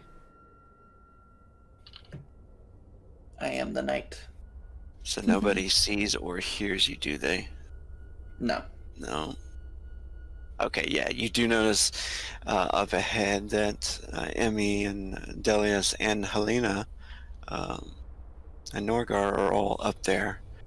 That is probably when you see the skinned or the flayed men up on the poles, crafted into some kind of weird beast effigy. Okay, she's still keeping an eye out for the source of these big footprints that she heard.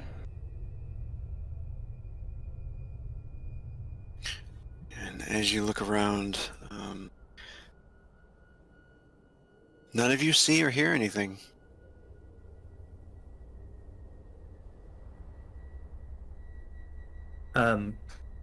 Norrigan knows there's something out there, and he's getting a little bit ticked off. So I'm going to make a willpower check. If he fails, he's just going to bellow out a challenge because he's getting on edge, and that's making him more and more tetchy.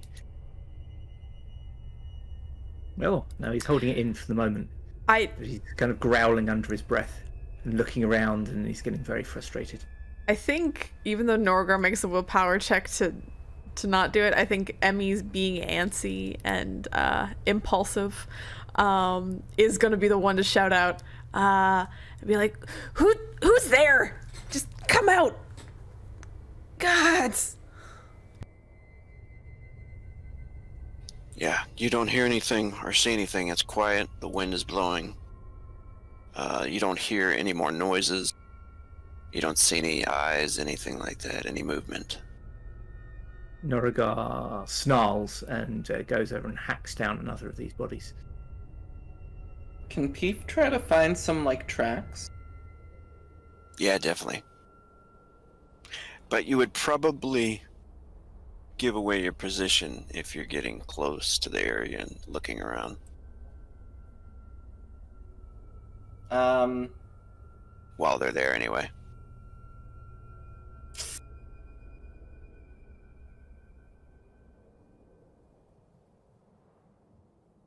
We're gonna do it. He's tracking the big game.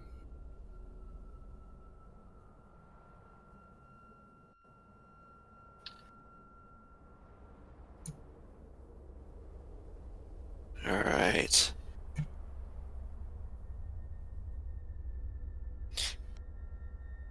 You guys notice Peef at that moment searching the ground. Probably the torchlight of Emmy's falls on her as she's looking around. You notice you find some of the tracks that look like large hooves. It only looks like a pair of them. And it looks like whatever it was kind of circled their location. She's not paying attention to them. She's following the tracks and is gonna try to catch up to where this thing is or figure out where it went. I think Emmy's gonna try and, like, seeing Peef, she's immediately gonna say, Peef! And she's gonna just start running towards her.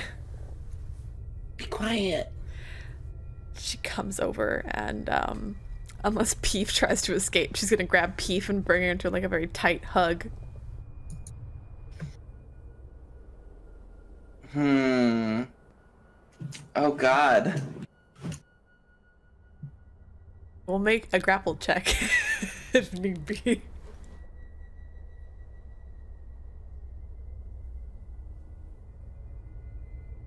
We'll hug you. As you're running towards her, she's very focused on these tracks and figuring out what's here. And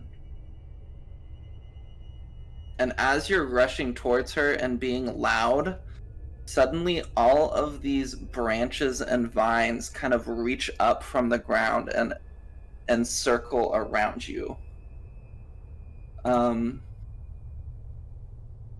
So Yeah. how does this work? One sec. Gotta reread this ability. It's been too long. It's an unarmed attack, I think. Ooh, let's dodge.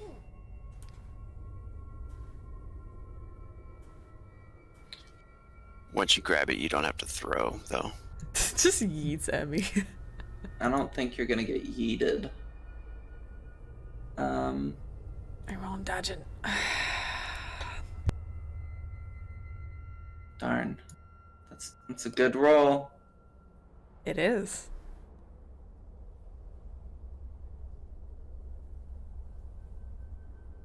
I'll be right back. Yeah. I got a little one. Dang it. Yeah, so, I mean, so you try and grab or try to surround, I don't think Emmy's Rambles. seen this happen. No. Should we pause? Yeah. I mean... We'll take a quick break as Emmy jumps through all of these vines heading towards Peef, Yep. while Peef is looking at these tracks on the ground. Mm-hmm.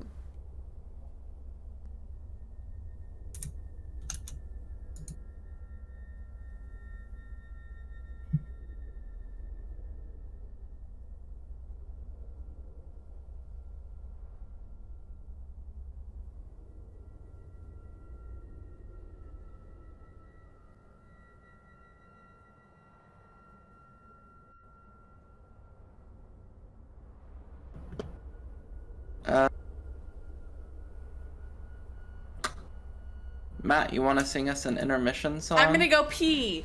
This is the going piss right now song. I'm gonna leave this mic on to goodbye.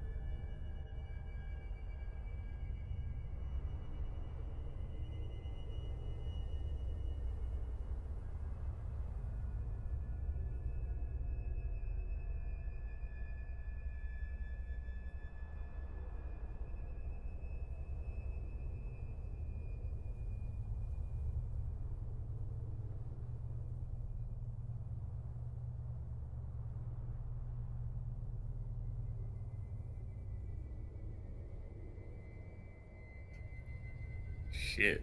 Matt was really the life of this party, eh? Actually, gonna get water. I am back. Oh. Switch now.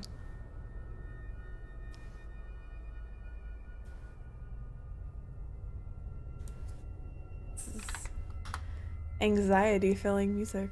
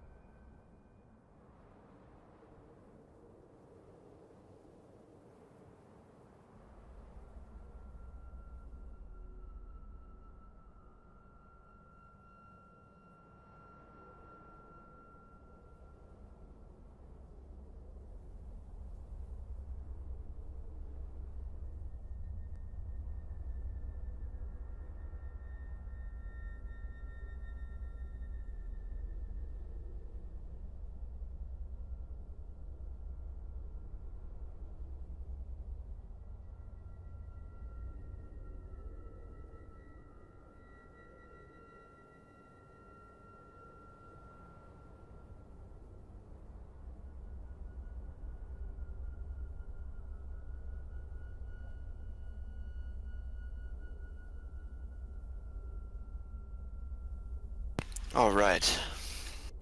You're back. Ghost is not back. I don't know who's. I don't think anybody else is back. Okay. What happened? Did I'm here. Keith miss? Oh, okay. You've missed. Keith missed. Is that as far as we got? It was Yep. just Yep. Keith missed. Okay.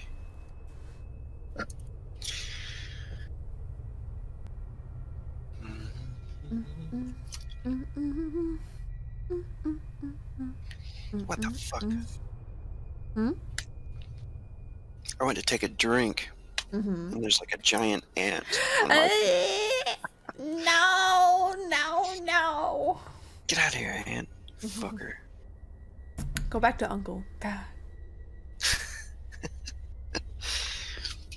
Freaking Florida and all of its stupid giant insects. It's like Australia, except much Yeah. more conservative and shitty. It's like Australia, but worse. Garbage. Yeah. Australia's probably got worse creatures. I don't know. Have you seen some of Australia's the people pretty who live bad. there in Florida? Ooh. There's some pretty terrible creatures. Don't get on our fucking Florida fans. Eat it. It's entirely filled with criminals, and criminals are used to people not trusting them. You know what movie that is? No. Is that Princess Bride? Yeah. Oh, Hey. is Ghost back? Ghost.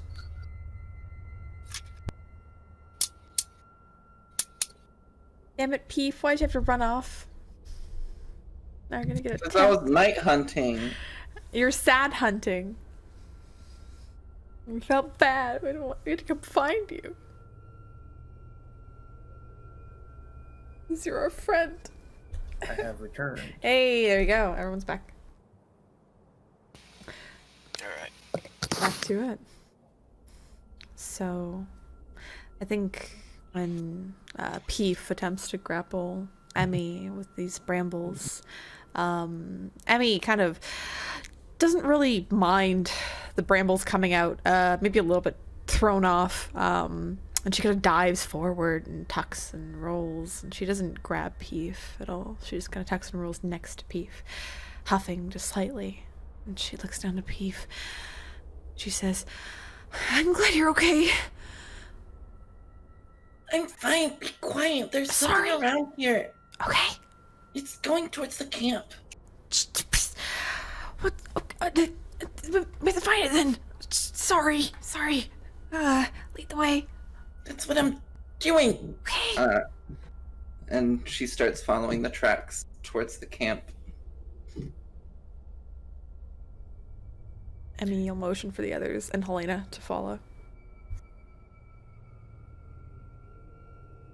Norgar's gonna lumber into a sort of trot, and he'll try and sort of catch up with them, and then as he does, he'll say, "If we know it's going for the camp, we don't need to follow the tracks, right?" And without waiting for an answer, he starts trotting off ahead. Well, yes, we do. I would say Delius is close on Norgar's heels if they're going to the camp. Especially if he heard the thing is going to the camp. It's better to know where it's attacking from. And Peef's still gonna follow the tracks. Yeah, Emmy will stick with Peef in this case. Yeah, I think. Oh, I don't want to split the party, but I've got. Split the party. Yeah, I do think the Norrigal will go ahead. He's, despite everything that they've said, he still feels like he could have done more to protect Marty, and now he's thinking there's all these people there, and what if they get there too late and he hasn't protected people again? So he sort of looks ahead, looks back, and sort of says, "Look, we'll go ahead to the camp. You follow whatever it is, and we'll meet up at the camp."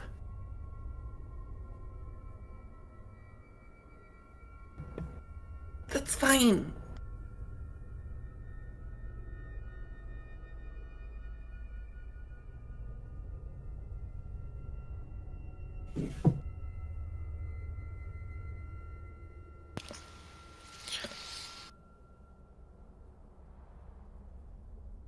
So Norgo can take off, moving fast through the trees, as Peef and Emmy and her little friend. Do you still have the torch lit, Emmy?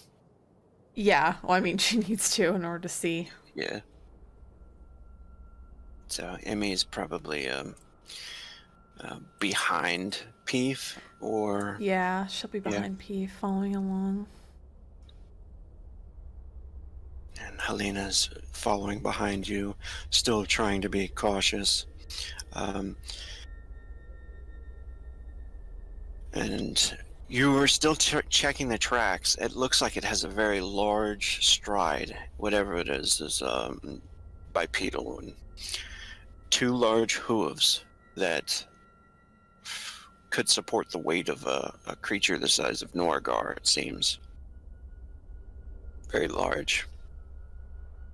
And it seems to move much faster, though. And Delius and Norgar, you kind of rushing through the trees. Do you guys have navigation at all?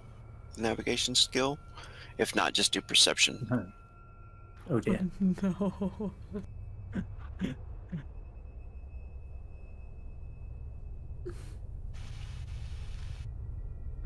Oh, I thought I'd rolled it. Hold on. Perception. Oof. All right. Moment.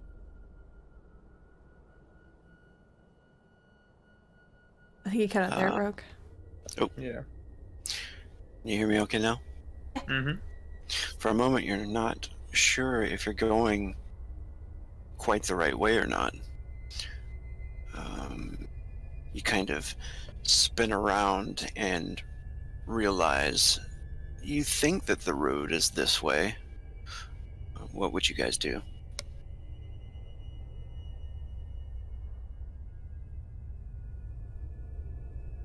I mean, if we think that's where it is, I don't know what else we could do, honestly. How certain are we? Are we feeling Yeah. that it might be that way, or do we feel pretty certain it's that way? Because if we're feeling unsure, then maybe we would. You do feel unsure. You can still see the torchlight through the woods of I guess Amy. we just follow them then. If there's no point in getting lost. I look to Norgar. Are you certain this is the correct way? I'm not certain this is my correct way. And he seems very terse, short. Yeah, Norigar kind of looks around and looks at the ground and sort of like, no, I'm not. Damn it, we can't afford this time. We'll have to wait for them. I'm going to follow their torchlight. And he does not wait for an answer. He just goes after the torchlight. Isn't that behind us though? Isn't that Emmy's torch? We split, I think. Yeah, Yeah, I It thought we is. just ran on ahead of them. yeah, it is back behind you. You can see them back in the ways. They have to move slower because they're tracking, but Yeah, so we'll just wait for them to catch up.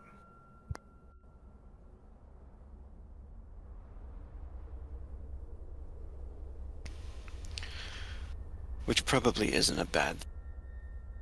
It's probably As more you- sensible. As you notice, Peef kind of probably surprises you at first, but you look up and notice Norgar and Delius as you're approaching them. The tracks have arrived at the edge of the road, and then they just seem to. It seems within sight of the camp. You can see it across the way, and you can see the different fires across the road with people set up. You do not see tracks any longer.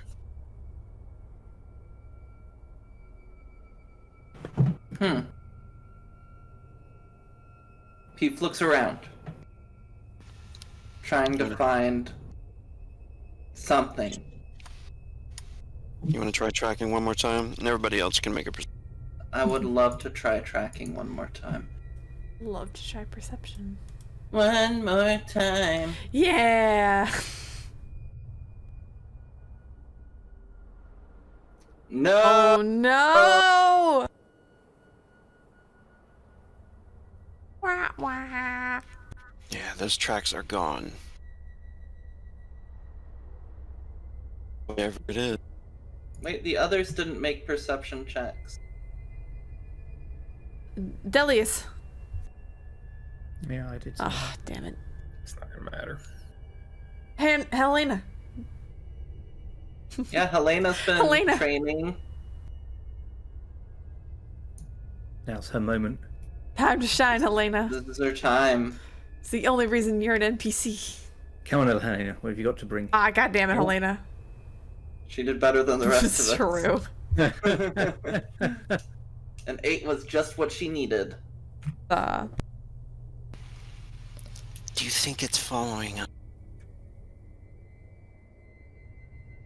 What Been following us? No, we were following it. Do you remember that story? Back at the inn? Which story? The one about the flayed raven? no. I remember hearing about a flayed raven. I don't remember a story. I wonder if this is that thing that the people are afraid of. All the more reason to try to find it and kill it. Whatever it is, it's a coward. Come and face me.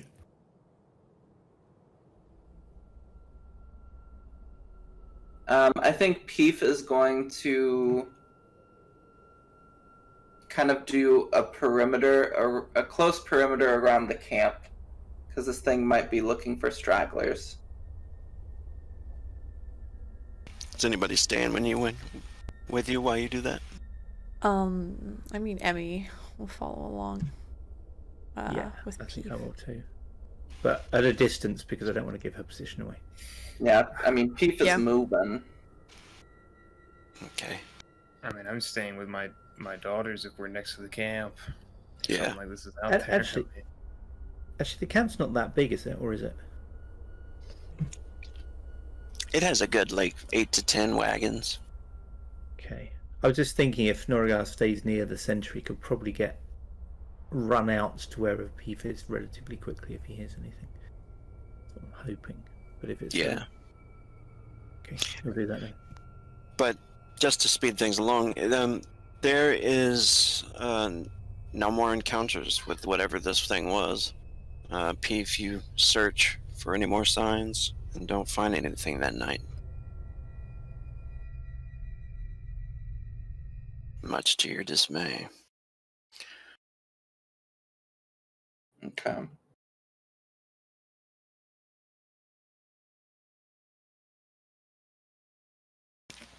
And if there's anything else, right?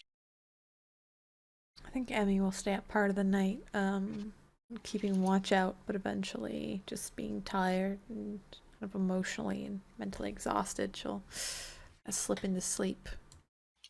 She's like sitting up inside a tree and just kind of falls asleep at one point in the night.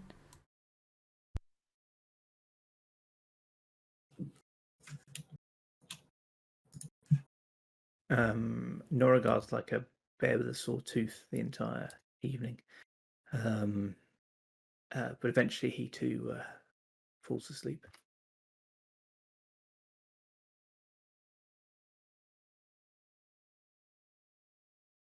I have a question, Rogue. Mm-hmm.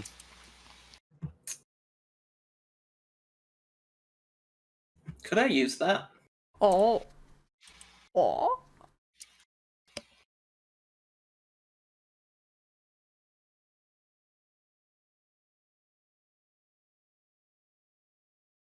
Yes.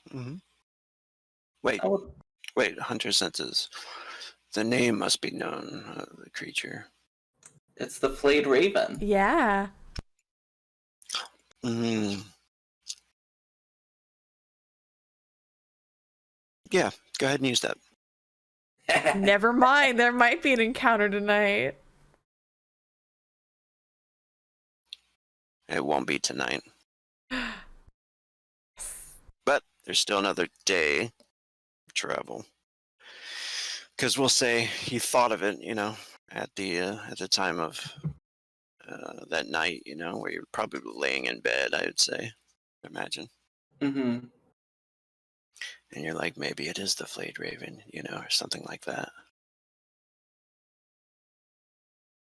Okay. Cool. Excellent.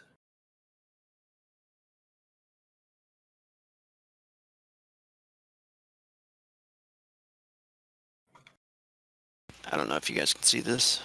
Yes. Oh yeah. What's this? Oh, That night, there's a dream. Norgar. This strange dream. You remember those effigies, and you see you're bloody. You're walking through this territory where enemies are slain, and there's a fog around you. You can hear shouting, sounds of fighting in the fog. And then out of the fog, you notice some towering spires. It looks like Northwater, the city, enormous. You notice the docks. All of a sudden, you're like on the wharves near an old temple of the Maker.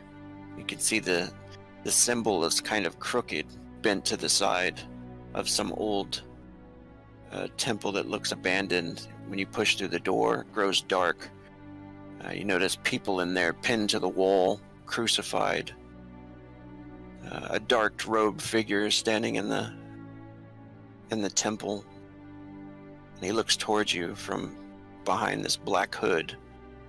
And then you awaken, and even like as you're awakening, though, you can hear the voice of Father Asker. Yep. And he says, "You must crush this sin, Norgar." As you're kind of waking up the next morning, that voice is still lingering. Norigar wakes with a start, and then, without saying anything to anyone, he kind of just shakes himself, and then takes a knee and starts praying to himself quietly. He looks like he's got a new sense of purpose. He's been looking a little bit conflicted and confused since Marty died, but now he seems to be more certain again.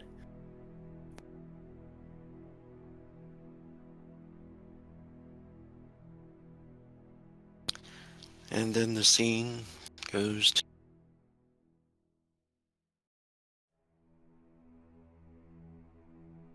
The scene goes to where? You cut out.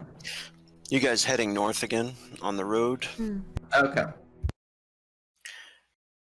where I think, Peef, when you're thinking of this name, I guess, and you're trying to recall your footsteps through the woods, it would be a kind of feeling, I suppose, that that whatever you're seeking is in this direction.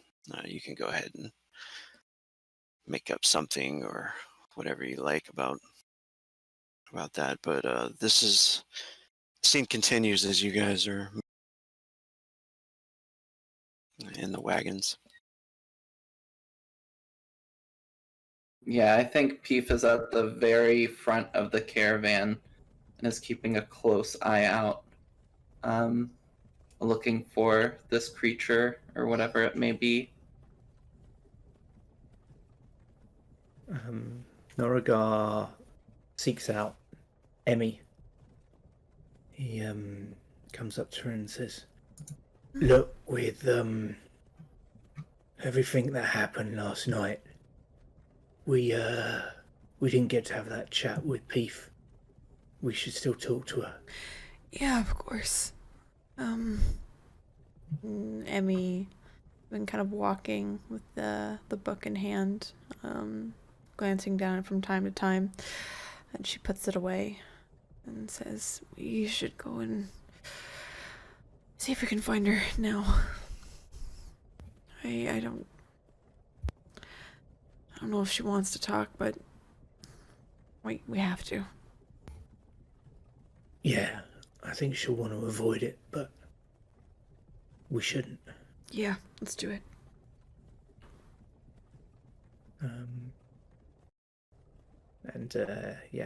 He starts looking about see if he can see Peef. I mean, she's at the front of the caravan, so it's easy to find her, I think. Cool. So yeah, they'll walk towards the front of the caravan, and as they get close, Noragar will sort of call out, "Peef, we wanted a bit of a word." And then he realizes he's not too sure about what to say next, and sort of looks slightly helplessly at Emmy. I mean, nods. Peef is kind of like glancing around and doesn't really look back at you at all. Not now. I'm hunting. Emmy starts approaching Peef, probably jogging a little bit up and walking behind her, and say, "Look, we know that you've been going off to avoid us. We just want to let you know. I want to let you know that it's, what happened wasn't your fault. With Marty.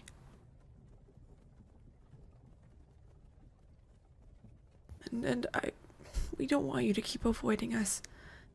We still need you, Peef." We all feel bad, Peef. We all feel there's more we could have done. We all feel we let him down. But you can't let that just poison you. It's gonna keep just gnawing away at you. But don't ever think that we're thinking that about you.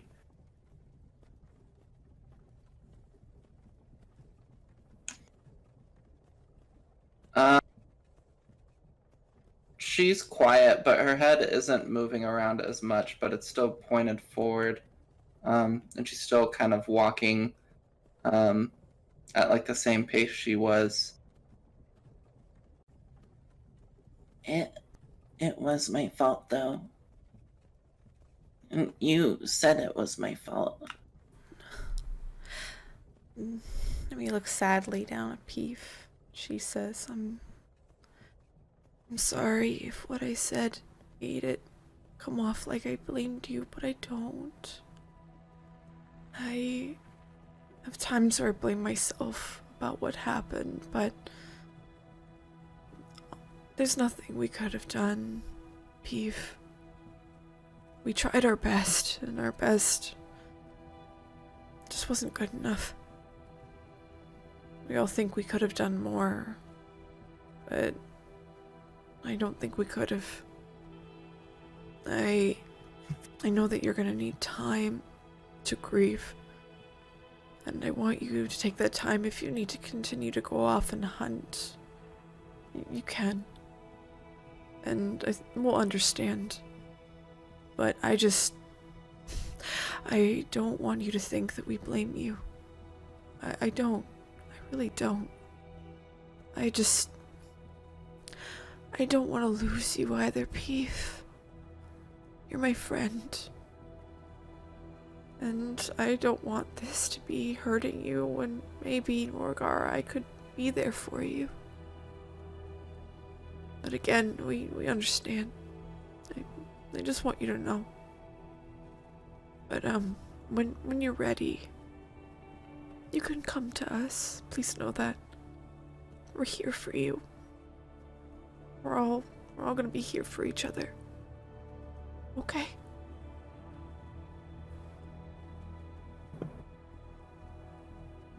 You're met with silence for a few more moments before a low voice kind of responds from behind her mask.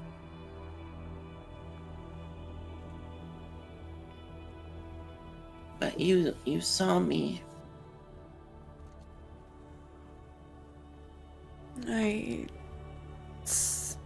What do you mean? I see you all the time, Peef. You saw my face. You have a cute face. What do you I want me to don't- say? Why don't you hate me? Oh, Peef. She stoops down as much as she can, but still kind of had to stand back up to walk. And she says, I could never hate you for the way that you look or anything like that. I wish you would know that. But I'm a mutant. And you're still my friend. I don't care if you're a mutant. Yeah, she stops hearing Norgar speak. Norgar sort of taps one of his tusks and he says, do you know how many people have looked down on me for being what I am? People who said I could never become a Templar. Bog crawl are just beasts, they said. Vicious beasts. I'd never look down on you for what you were born as, Peef.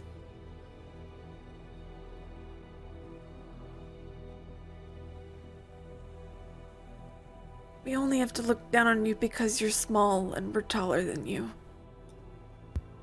You are very small. Yeah.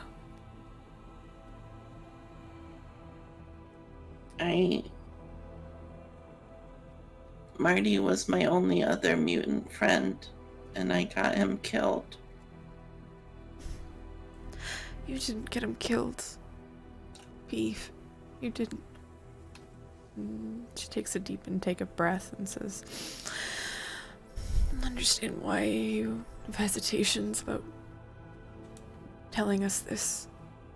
I mean, Marty never told me either. But he trusted you and I trust you, and like I said, this is not any of your fault, Peef.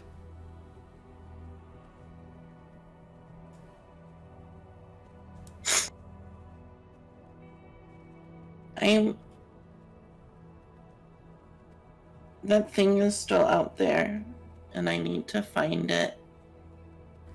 Do you two want to help me? Of course. Of course, Peef. We're always here for you. Okay. And then she goes back into fucking tracking mode. Looking out.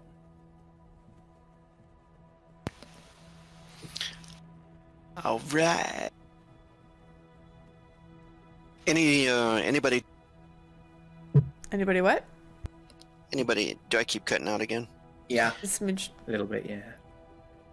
Sorry about that. Anybody doing anything for the day's travel, heading towards Mints? Yeah, I mean, she can't really help Peef look.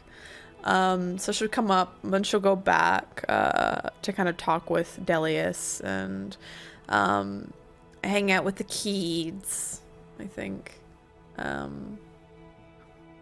Yeah. If you click on the map there, it'll pop up for you. You're heading up that road to the north, and you can see a little town called Mints Yep. on the side of North Harbor. That is the town that you're coming up on, and Peef, you come to realize that as you're maybe tracking, maybe it, like, you probably like almost in tune with it, you know, trying to like think as it thought, or there's too many people, of course, to attack the caravan. It wouldn't attack it, right? Thoughts like that.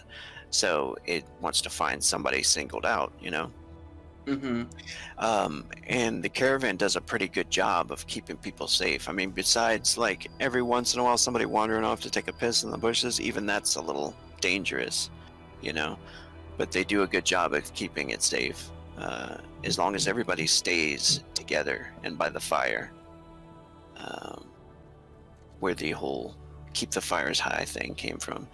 Up the north road, go ahead and make another tracking check if you wish to. Okay. But you feel that it's in this direction, that it headed up north. You think it might live around the area where it put those effigies, but that might just be an assumption.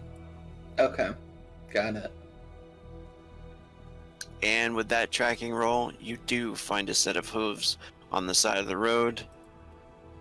It vanishes once in a while, but you're pretty sure you're going the right way. And with that tracking roll, they're pretty fresh, so it probably moved that way a few hours ago. Okay, Peef will spread that word to Norgar and Emmy. Say they might be able to find it soon. I think Emmy will keep Delius in the loop and say, I know you gotta stay with your kids. Of course, I don't want to pull you away, but just to keep you aware, Peef found that thing, or maybe is finding that thing. Just so you can keep eyes out too. And does she think that it's tracking the caravan? I think it's a little bit ahead of us right now. I don't know if it's tracking us, but maybe it's keeping eyes on the caravan. I don't know.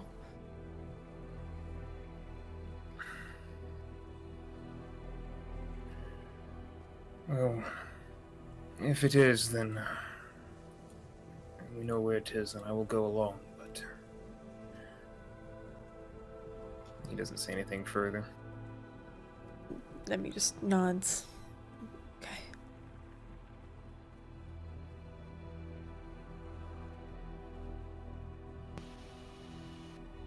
As you spend most of the day traveling, nothing really terrible. Oh, Oh no. bad weather. Alright, it starts to rain, which is bad for the tracks, but you're getting close to Mince, and as you're getting close, you notice that the trees start to become more scattered. You do notice that the tracks head out into the farmland area of Mince. There's a couple of farmhouses that are set up away from the main town, where you see several buildings and stuff off in the distance. The caravan is going to keep heading north until they hit the town, and then they're going to circle around and set up, as they usually do when they get to the town. These tracks, though, head off towards the farmhouses, and it looks like they're going towards one of the farmhouses that's kind of on the very outskirts. You also notice that there is another pair, a smaller pair now.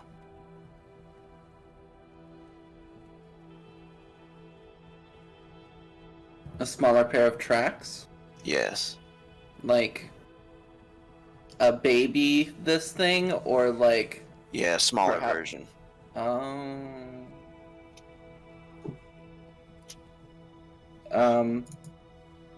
Yeah, I'm gonna try to follow these tracks if I feel like they might lead somewhere. And I'm mostly saying that because you have a battle map up now. I don't know why this is top down. I mean, I'm not. Yeah, great question. Yeah, totally. I I'm see through the lies of the Jedi. Is anybody trying to hide or anything like that, or No. you walking up? As a quick note, I think before, like while they're walking and everything, because Emmy has those two chickens, Penelope and Jezebel. I think she's gonna get the kids to help, like, quote unquote, take care of the chickens with her.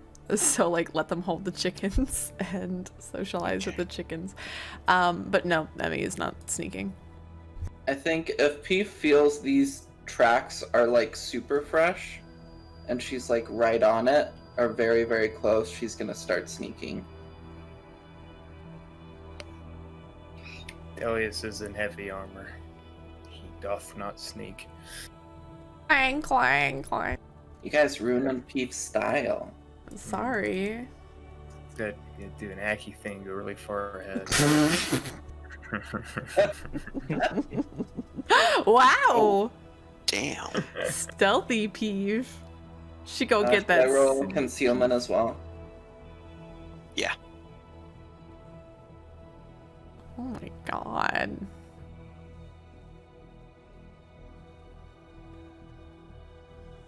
All right. It is pretty easy to see that the tracks head up this way, down this road. You notice some farm animals and stuff in the, in their little corrals and everything. But you also notice a few of commoners off in the field where there's fruits and they're picking up ahead. You believe that you noticed one of these creatures in the distance hiding in one of the bushes up there. It looks to be maybe the smaller one. Now, just as like a me Emma thing, this isn't like Peef does not get the sense that this is like a fully sentient creature that she's gonna get, and like it's not like shooting an elf or something, right? Like it's okay for her to attack this thing. Like, are you wondering if it's an animal? Yeah, kind of. As you see it's hiding, go ahead and make a perception check.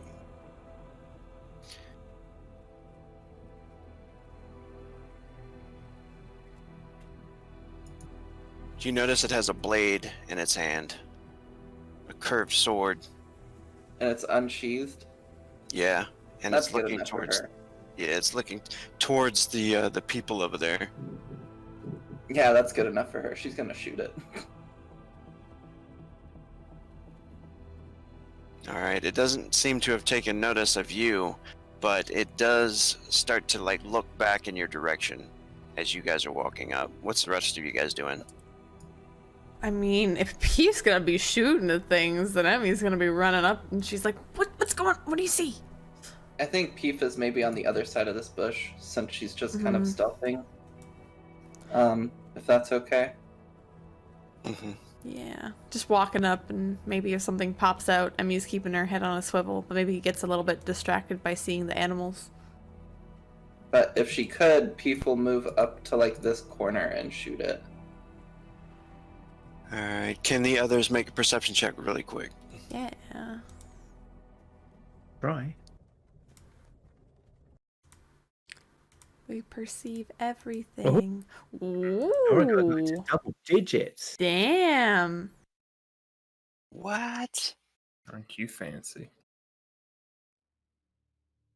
Norgar, you notice as you're starting to like walk closer towards it, and you're like, what the hell is that thing? You notice the horns on it. You notice it's pretty large. It's a little bit larger than a human. And as it starts to turn around, you also notice over here to the left, behind one of the corrals, the little stone wall, you notice the squealing or the death throes of a pig. And then you notice this larger one pops up, like feasting on the pig's remains, and it drops it and pulls its blade out. So everybody roll an ish. Can I make a demon lore check as well? Just want to see if I recognize this as a... Yeah, you can.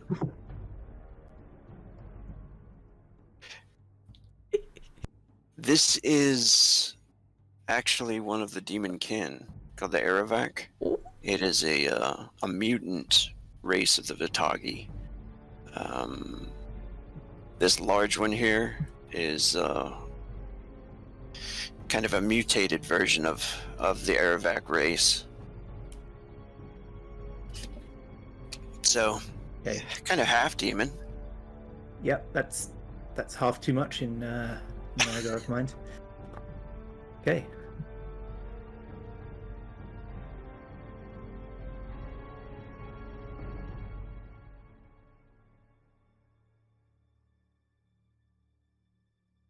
All right, Norgar's first. Okay. Noragar kind of growls, and he's gonna pick up a large stone from this wall and basically yeet it at it. So he is going to lob. He's got his shield out, and then he'll just he hasn't drawn his sword yet. He'll just use this to lob, and he's going to make it a heavy attack. Oh, but not very accurate one.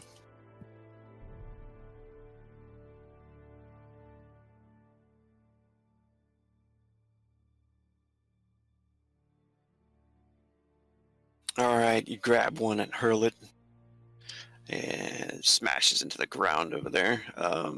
Anything else from Norgar? I think you have 3, right? You have Fury Fighter.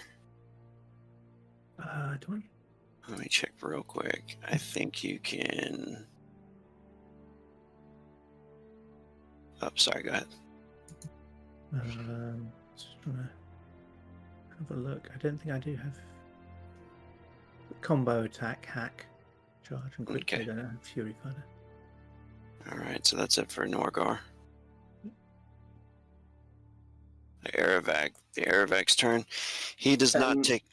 Since I was kind of like aiming at it, could Peef go before the Aravak since we both rolled the same inish?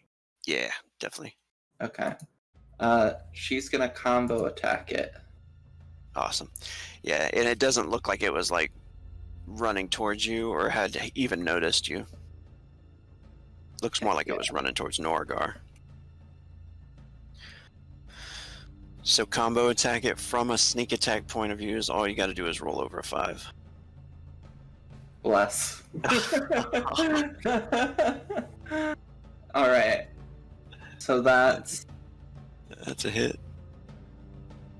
And then that's going to be power 4.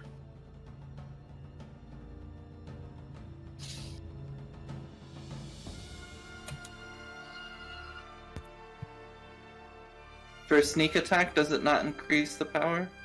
No, it's armor defeating though. Okay.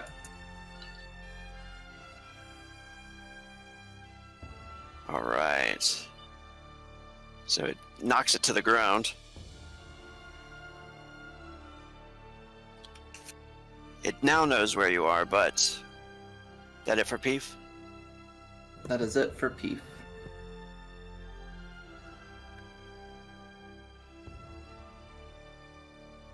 All right. Takes half of its movement to get up, so it only gets to run 6. Now it's starting to run for Peef. You notice it does have a good, quick pace. It starts to leap up off the ground, arrows sticking out of it, hauling ass towards Peef.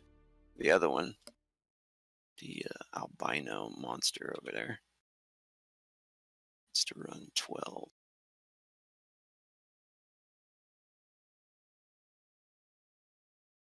Oh. All right, and as it's running, you notice it takes a blade out, and it is going to hurl it. Heavy attack.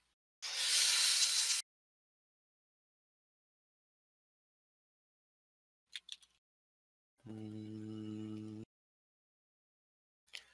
you go. This is coming at Norgar.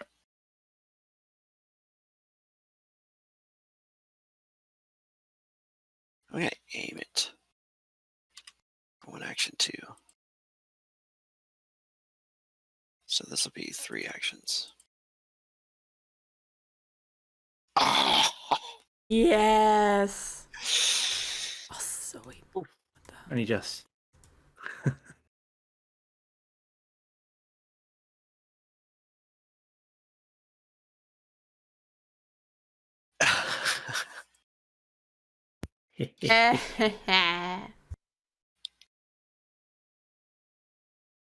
Half damage. Heavy attack maximum. Yep, that works. So he's just gonna take the damage for the dagger. All right. It pulls. It goes to pull the blade out and rips the blade across its own arm.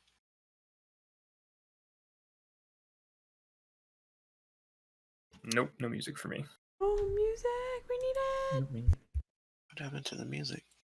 Not working. There we go. Right. Thank No. you. Oh, hello. I see. Oh, that was weird. I saw the whole playlist. There we go. Yeah, I did very briefly. Yeah. Ooh, there we go. That's cool.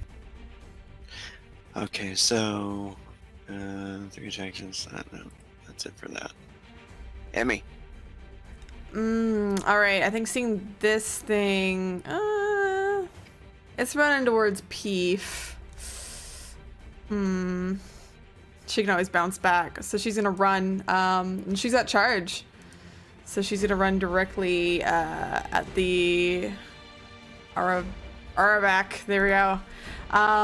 Sprinting towards it and gonna bring a punch down on it. But I am going to do a. So I've got, I think, 4 actions. So I'm gonna spend 1 frenzy and do. I'm gonna attempt for 5-hit combo attack. Okay. I am gonna spend 1 action though, so I'll spend technically 2 frenzy altogether. So before that, to do kata. Oops, didn't mean to do that. There we go. All right. So she is gonna attack.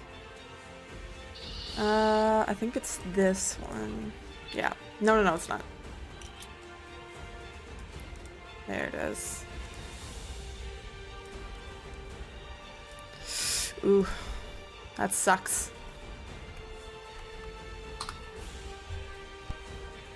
Man, Man, Harsh. that was a 5-hit combo, huh? Yeah, as a 5-hit combo. She brings in her fist, and it like maybe dodges out of the way just in time, and her fist impacts the ground. I'd say it creates like a bit of a crater where she hits. Hell yeah. Aravac looks happy that it defended that attack. Delius.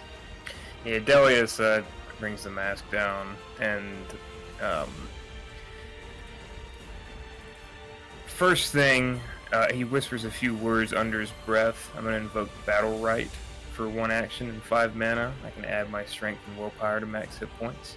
So he kind of whispers a few words under his breath and just appears to get a bit beefier as he's filling out the armor here. And then Yeah. I will go ahead and do I'm gonna never remember the name of the aimed action for magic. Oh, concentrate. Concentrate, thank you.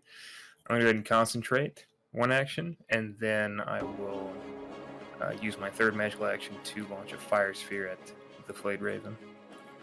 Oh, this is my favorite song too. Get it?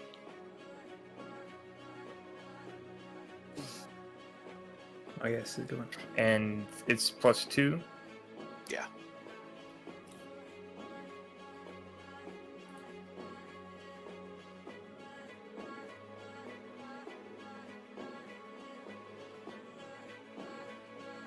That's a hit. Fire sphere.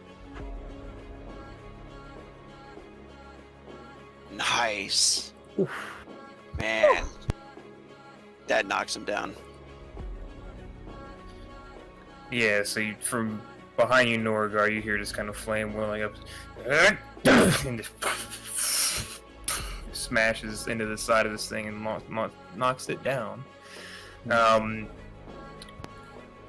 Get a better view of it. Now he'll stand on this fence, seeing that he knocked it over. It seems fitting that he walks up and stands on this little fence here. Nothing rushed. He just takes his time, and then I will make another attack. Spend 1 frenzy to do so. Same thing, fire sphere. No aim this time.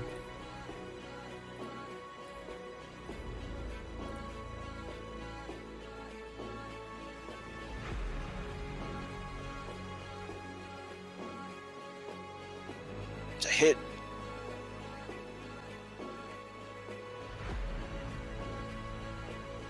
Nice again. Oh, I'm fucking this up. I'm sorry. You cheating? Oh no, what happened? No, I need to. So we need to fix that last one. I put the times twice, so we need to adjust it. Hold on. Yeah, I was looking at Oh. Yeah, I I apologize. was looking at it because I'm I was like, you rolled a 3 on that last one. I'm glad I Mm. caught it. Glad I caught it. So I'm gonna Inside adjust the that now. parentheses, there's a times 6, and then there's a times Yep. 7 outside. I'm gonna fix it. Okay. So that first one would have actually been, to have been times 7, 3 plus 2, 5. It's been 35 for the first one, and the second one would have been 28. I was gonna say these are pretty ridiculous.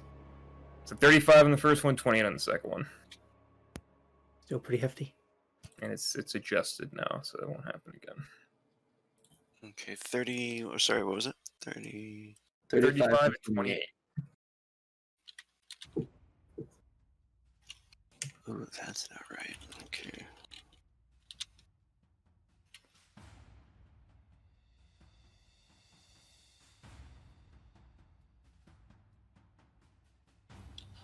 All right.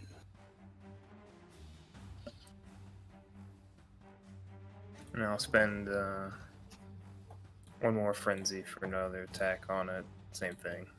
Fire spear. So this one's he's still standing actually. Okay. All right.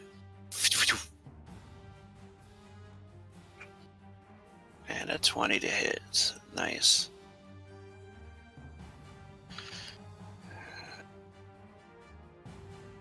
Tries to sidestep, but nice. That one actually knocks him down.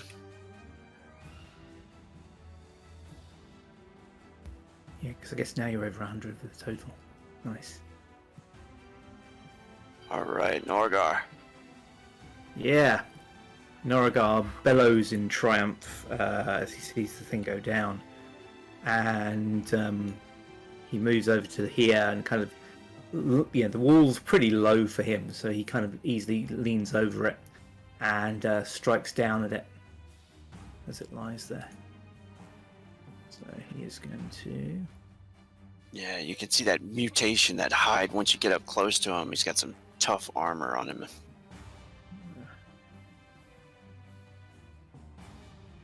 Well, I'm going to do a heavy attack. Is that a 5? Only a 5, yeah. He is going to try to Do I deflect get it. any bonus from down? Yeah, he is -1. He's going to try to like parry it from the ground, which gives him another -1. Oh, he failed. Hey, nice. Okay. Power 2. that is Elysian weapon and power 2. Yeah. So yeah, Norigar kind of leans over this and just strikes heavily with his blessed weapon.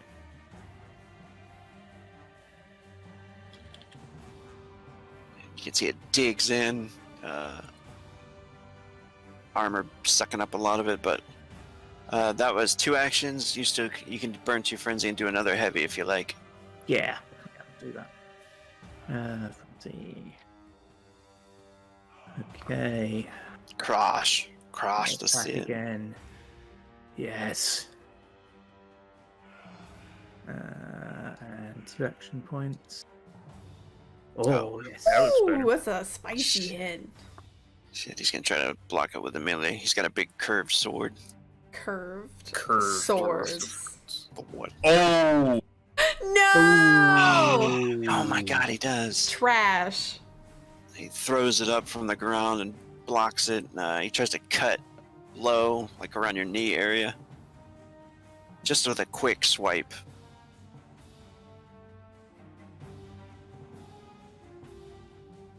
Oh, he's gonna actually try to like a trip type attack actually with his horns. Did he do that with the wall in the way?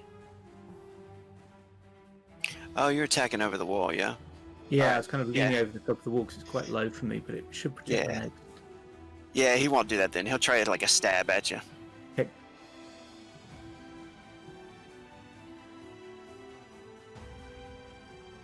Which should be a +2, I think. Yeah, 9. It'll be the same roll either way, so Oh, okay. he got a 9 on it. I'll try and defend with my shield again. That horned sword. That is a Samson's. Oh. No, no. Oh no! Darn it.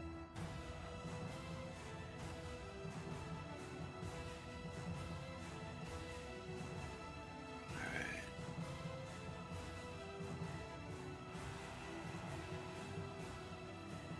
Oops. This is only a single attack anyway. Ah, okay. Doesn't go through your armor? Ooh, I don't think Nope. it does. Nope. Hangs on the armor. Hey. Oh, yeah, 20. Yeah, It's a peef. nice. Peef would like to try to entangle this guy. Oh.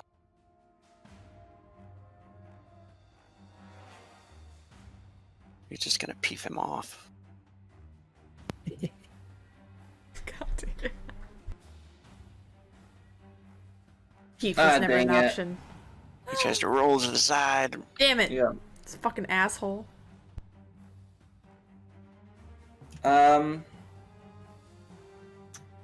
Okay, I will burn 2 frenzy and do a deadeye shot. Alright. Emmy's is kind of in the way. If you miss, you'll have to dodge. Move, move, move. Do you Or hit not me. believe in me, Emmy? I mean, Emmy Yeah. believes in you, but Yeah, Matt. so it'll be fine. Okay, please stab me in the back. Alright. Is that one on the ground? I can't see. That's- Oh, he's No. not. No. No one hit him yet. No, Peef hit him, but he got up. Yeah. Oh no, at the dodge. Ah! I have to dodge a 12. Okay. You can dodge God. a 12. I don't know if I can. No, I can't. Pang! In my shoulder blades. Thank you. The guilt. Again, you're shooting for friends. No, I'm just kidding. Peef's gonna feel real bad. Oh my god. Jesus. Whose side is Peef on here? Damn it, Peeve. See, that's nothing. Oh, that's Okay, not bad. so it's Another 9. damage. It's 9 damage. It's okay. Nothing. Nothing. All of a sudden, just slams into Emmy's back. Sorry, It's okay. it's all my fault. I'm in your way. I'm sorry. How did you? That's it. I'm done. Okay. The airbag jumps. The airbag's gonna stay right there, actually. Airbag is going to attack with a 3-hit combo. And I'm going to dodge. The 13. What the hell? Stop hitting yourself. Stop hitting yourself. Ah. Ah. Okay, burns 2 frenzy. Heavy attack. The -2. She sees where he's coming from. 19. -2.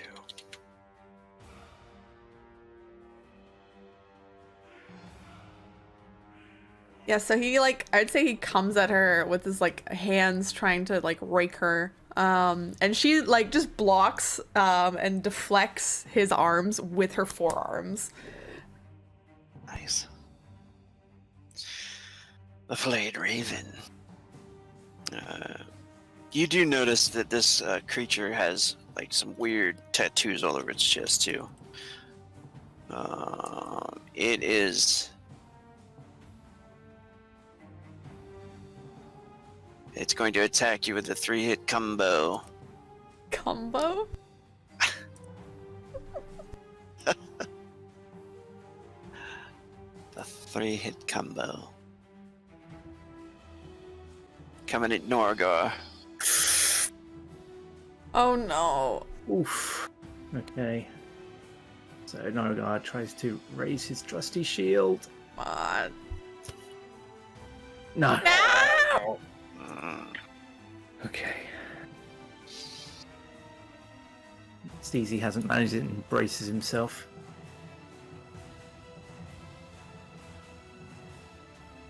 Oh, Oh, that's 4 crap damage. damage. Combo? That was crap. Wow. Wow. 7 and a 1. I'll take it. Where's the strength damage in there? Add it. Oh, crap. Strength Add damage it isn't in there. manually. It's not clicked onto melee on the weapon. I'll tell you what the strength damage is. Hold on just a second. 5 added to that. 5 times 3, 15. 15 added to 24. Okay, that hurt.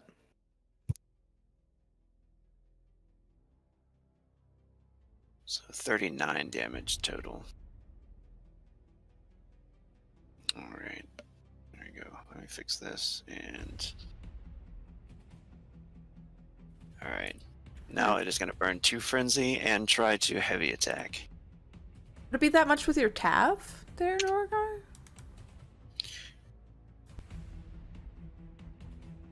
Yeah, you got a 20 tab, so Yeah. you would actually only take 19. Yeah. Don't take off too much.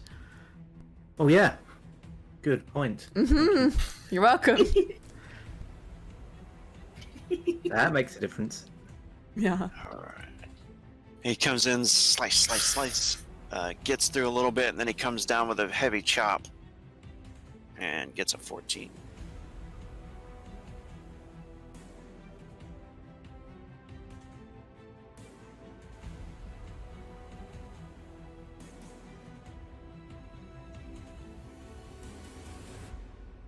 This one's at you, Norgar. Okay.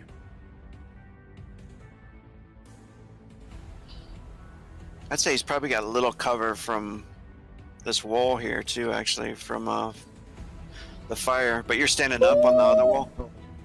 Oh, nice! Yeah. So Norgar catches it with his shield and just knocks the blade aside enough that he can get a counter attack it, I believe. Yeah, you get a free attack. Just a single action one, right? Yeah. Ah. No. He rushes it. He rushes it. He's too keen to finish off this demon kin. And he just... Go ahead and click on the melee fumble there. Okay. Oh! No. No. Shit. See where your... Go ahead and see where your sword went flying to. Or your... Is it a sword? Is it towards me? Yeah. Can Emmy make a roll to catch it? Yeah, definitely. Oh fuck yeah. We'll say target 8. Okay. That would be very cool. Okay, can I do acrobatics? Nah. Ah, just dexterity? Yeah. Okay. Roll your catching skill. Yeah! Oh, Hey. So Emmy, like, it flies and she dodged out of the way of, like, blocked the Arkavar, and she sees Norgar's blade fly towards her, and she reaches up, and I'd say she, like, catches the hilt, and then I think with one of her actions, she'll just toss it back to Norgar. nice. Nice. Yeah, she tosses it back to Norgar, not saying anything, just giving him more of a nod and a smirk. And then she's going to turn around, spend one... so her second action is to do kata, and then she's going to spend 1 frenzy, and I'm going to do a 3-hit combo this time to try and pound this baby into the ground. Nice. Please. Oh my god! Get him. I'm rolling Get him. garbage. don't know if I Parabags, can. No. Oh, I just. Elias. Sword flying through the air towards Norgar in slow-mo. Delius, you stood up on top of that wall to kind of get rid of his cover there, yeah? Yes, I did. Okay, cool. So yeah, Delius is gonna go ahead and concentrate, and then he's gonna try to bring the Iron Maiden into him. Oh. The Iron Maiden.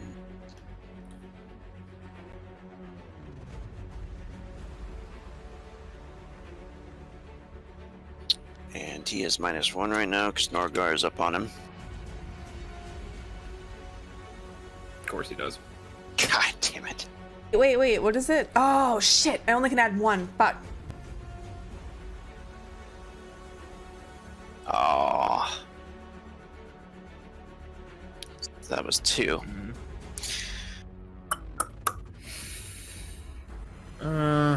You have 3 magic I do. I used 1 to to aim, concentrate. Yeah. so you could 2 frenzy it again, quick. I don't know if I have enough mana to. I'm doing the math right now. I don't think I do. I will. I'll go ahead and cast Ice Lance. Spend a frenzy, Alright. of course. That's it for me. Right, Norgar. Okay. So Norrigar tries to sort of focus a little bit more. He's muttering prayers under his breath as he tries to strike at this thing, asking the Maker to help his sword strike true. Do I have the sword back? Yeah, she threw it back to you. Oh, go ahead and make a Fine. dex check. Just don't. Fail. Okay. Don't fail. Yep, there you go. Cool. Catch it. Yeah. So he catches it and then immediately just sweeps it into a heavy attack. Alright, cool. And. Oh. No. Let me see. You have combo attack too if you want to, but Oh yes, good point. Can I burn 2 frenzy and make it 4 actions? you can do that. Nice. I will do that.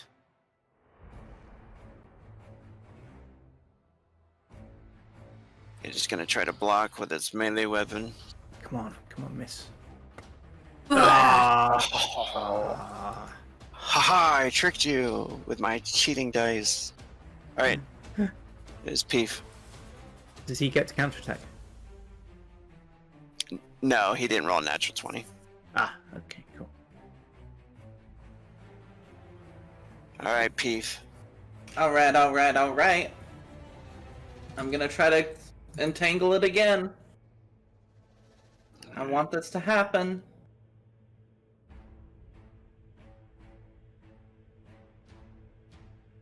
I think you rolled for the Flayed Raven. Oh my god. Oh. Wait! Screw this thing. No! I spend that fucking 10 chi or whatever, so it's a 7. Eat it! Ah, Blessing, He's entangled. baby! You're a goddess. I what does that know. look like? I'm chucking that boy at the Flayed Raven. Alright. Like, it's Um, just for free, right? It is did for it free, cost? but since you're aiming it, trying to hit the Flayed Raven, let's go ahead and roll an unarmed attack. Okay. Do I need to burn a frenzy or anything, or no? It is an action. Okay. Falling damage, so we'll do 7 times 5, 35 feet falling damage. Boucher. Flayed Raven see it coming. Doesn't look like he has eyes.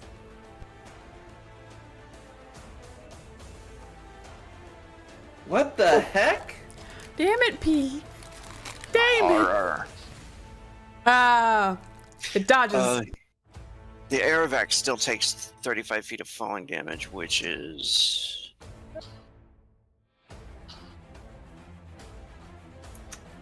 I think we need that. We need that chart right there. Now that we have Peef yeeting people. There it is. 35 feet of falling damage is 4d6 times 3. Dice do explode. 4d6 times 3.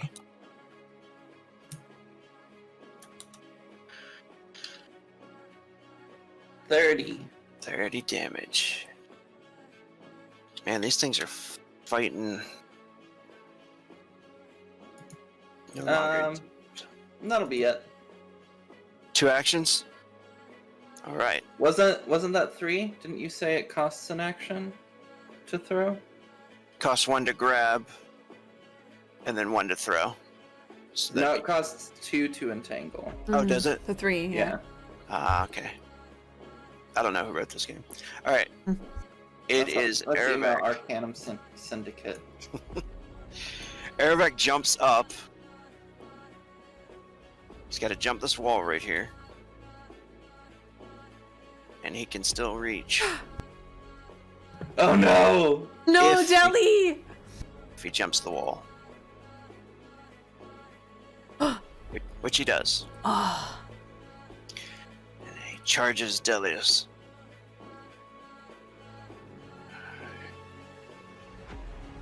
Comes out with a shred of the claw. Claw. 3-hit combo. He'll try to parry with his staff that he has out. Yes! Oh, Nice. And then he tries to burn 2 frenzy and heavy. Oh! A heavy rake. He's bringing the rakes, he's bringing the hose. No! Please.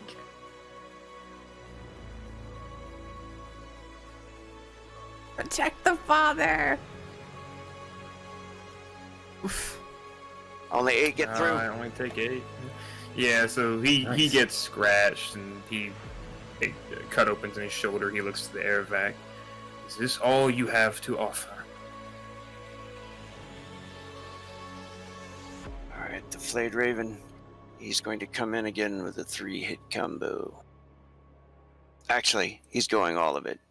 Burning 2 frenzy, the 5-hit combo. He only has 2 frenzy left. And he's coming with the Samson sword for 5 hits. And Norgar. No. Oh, fuck! No, no, no. Oh, fuck! No. Oh no. Oh, we're gonna have a just commissioned That's art.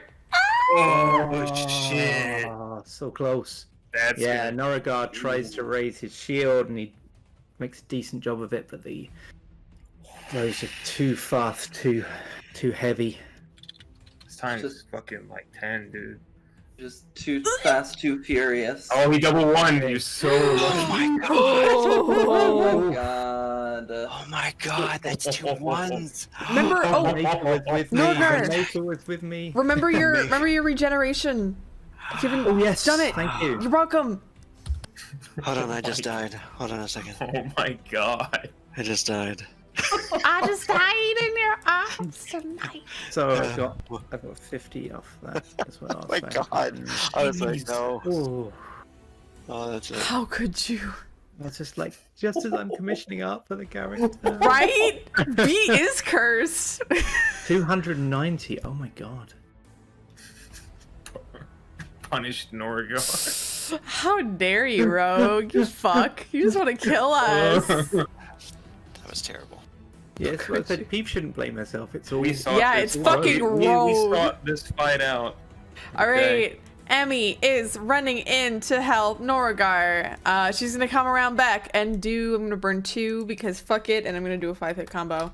using kata, of course. And, oh, please. I swear to Jesus, let me hit. Make her praise be. Well, wait and see. Yes! Yes! Okay, here we go, baby. Bring the pain. Alright, let's see what the pain train hits. Yeah! Pretty big. Ooh. Also, yeah, so the beginning of my next turn, he will take 5d6. Can it feel pain? Yes. Cool, 5d6 damage at the top of my turn. So Emmy comes running around this corner like a bat out of hell and just comes in. I would say, like, for effect, she brings her fists above her head and just smash down on this thing's horns, probably fracturing one.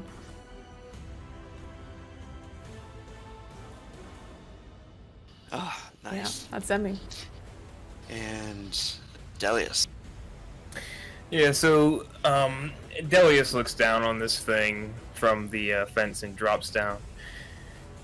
Should I give you a lesson before you die, then? And he will try to first close range ice lance it. Basically, it's fired off into its chest. We'll start with that. No concentration or anything. If only I could do things with You it. could concentrate. If only I knew how to fight. He will then drop the staff and pull his Athame dagger from his belt, and I'll burn one frenzy to heavy attack with it.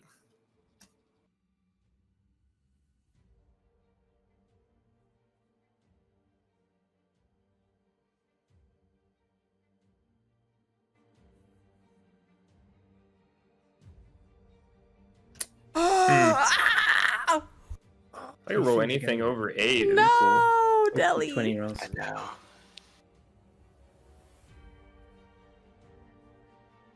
Horrible rolling.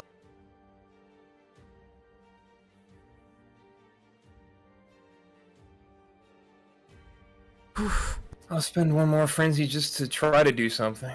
You got this, Deli. Oh No. my god, Deli! I don't get to roll over 8. Deli ham, no. That's my turn.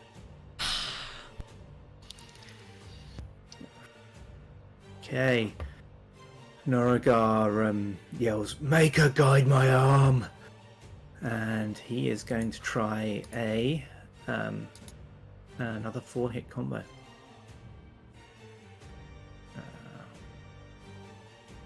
Oh, yeah. Oh. Ah. You want to make a prayer for that? To re-roll that? Pray, Yes, pray. definitely, please.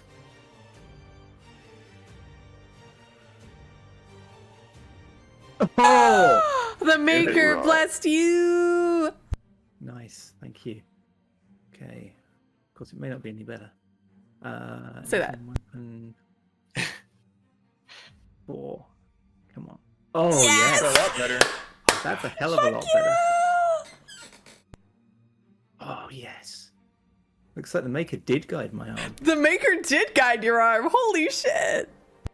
Guide your arm to those gains. Those cum Do I- gunners. Do I get anything more from the natural 20? That is a power 8 for a 4-hit combo and a crit. Wow. Okay. What does it look like as you Yo. destroy? So yeah, he Noragar sort of calls out to the Maker, and he's about to strike a hasty blow, and then he suddenly just feels this palm come over to him, and he realizes exactly where he should hit, and he shifts where he's going to strike and just beheads it. He acts like he's going to go low, it drops his guard, and then he just brings round his sword and just whoop, lops off its head. Sweet. Peef. Yes, thank you for asking, Rogue. I would like to... meant to look up my movement. 5'10", beautiful. Love it, iconic. So I can...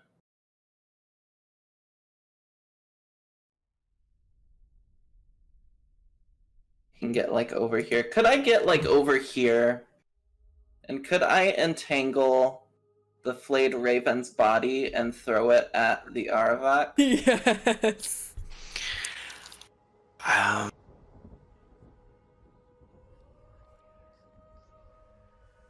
Your enthusiastic response was broken up, Rogue. Could you say that again with as much enthusiasm and just support as you said it the first time? 600 pounds. It's 600 pounds? Dummy thick. Throw me! Throw me! Hold up.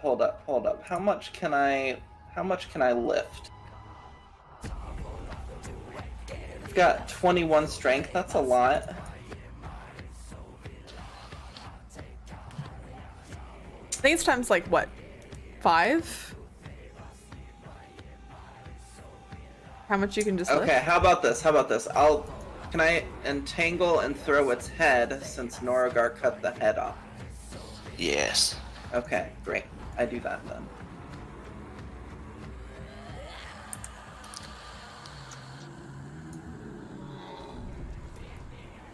So I imagine I need to make an unarmed attack. Yeah. Fucking got this. I swear to God.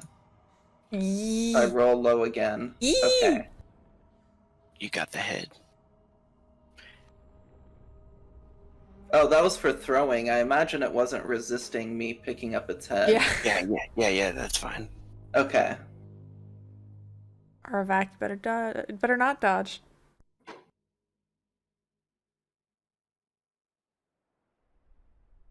Yeah, bitch. Yeah. Eat it. Okay, so yeah, these vines grow around this creature's massive head with these huge horns and just throw it, and it flies through the air and like knocks Aravak in the back, like neck area. What should be the damage on that?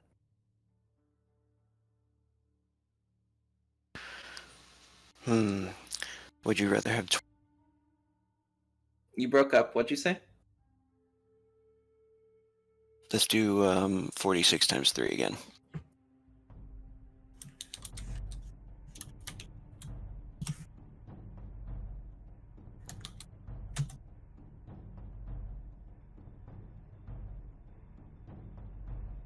Woo!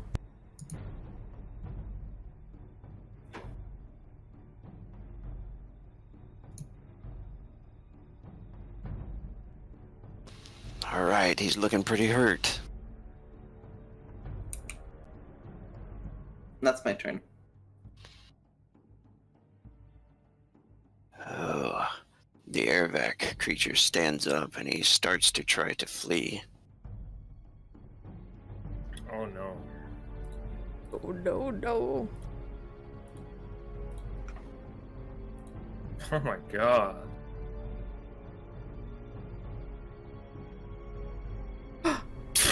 No, I don't have it. Oh, can I only do that once? It might only be once in fucking combat. God damn it. Oh, actually, you can. Oh, well, he was getting up. Yeah, you can get him. It's You're once supposed to per get a combat. -1. Oh, so it hit. Oh. Fuck yeah. Yeah. Yo. Nice.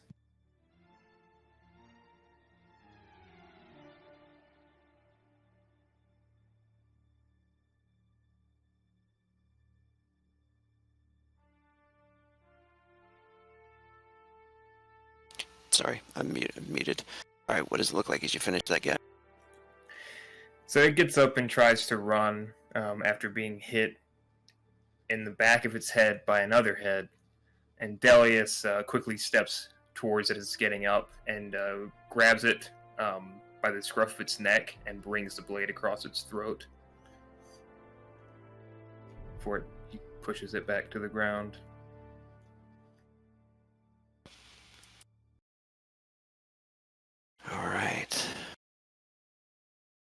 as the creature lays there dead, blood out. And the creature that you know to be the Flayed Raven. We can do some ending RP here. Emmy puts her hands at her thighs just to breathe for a few moments. And she looks up at the group and there's a wide smile across her face. And she looks at Peef and she says, "That was amazing." Peef is kind of like breathing hard, clearly like exhausted. Yeah. I can do that. That's really cool. You should throw me sometime, but like into an enemy. I think that'd be really cool. It might hurt you a lot. It might hurt them more though.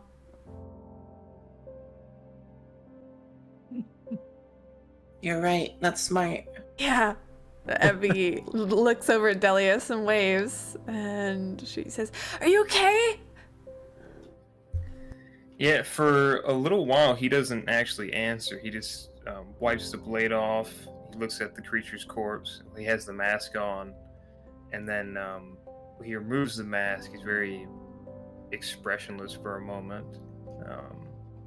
It's almost like delayed, like not seeing that you were waving, but he looked right at you. He replaces the mask on his hip, and he gives a half smile and nods back. I'm fine. You did amazing too. You too, Norgar. Norigar's actually dropped to one knee in the road, and he's praying out loud. He's saying, "Thank you for guiding my sword. Thank you for granting us the strength to end this evil." And he looks up at Emmy, and he's got a broad grin on his face, and he said, "I felt him. The Maker guided my hand there. Presence was with me." I mean, isn't he always with you, Norgar? But directly, it was... I can't describe it. But he looks really happy. I'm glad. She looks down the Flayed Raven, says, "Glad we could end this. I think Marty would be really proud of us." Good to be reminded we can still make a difference. Yeah, it is. You know this.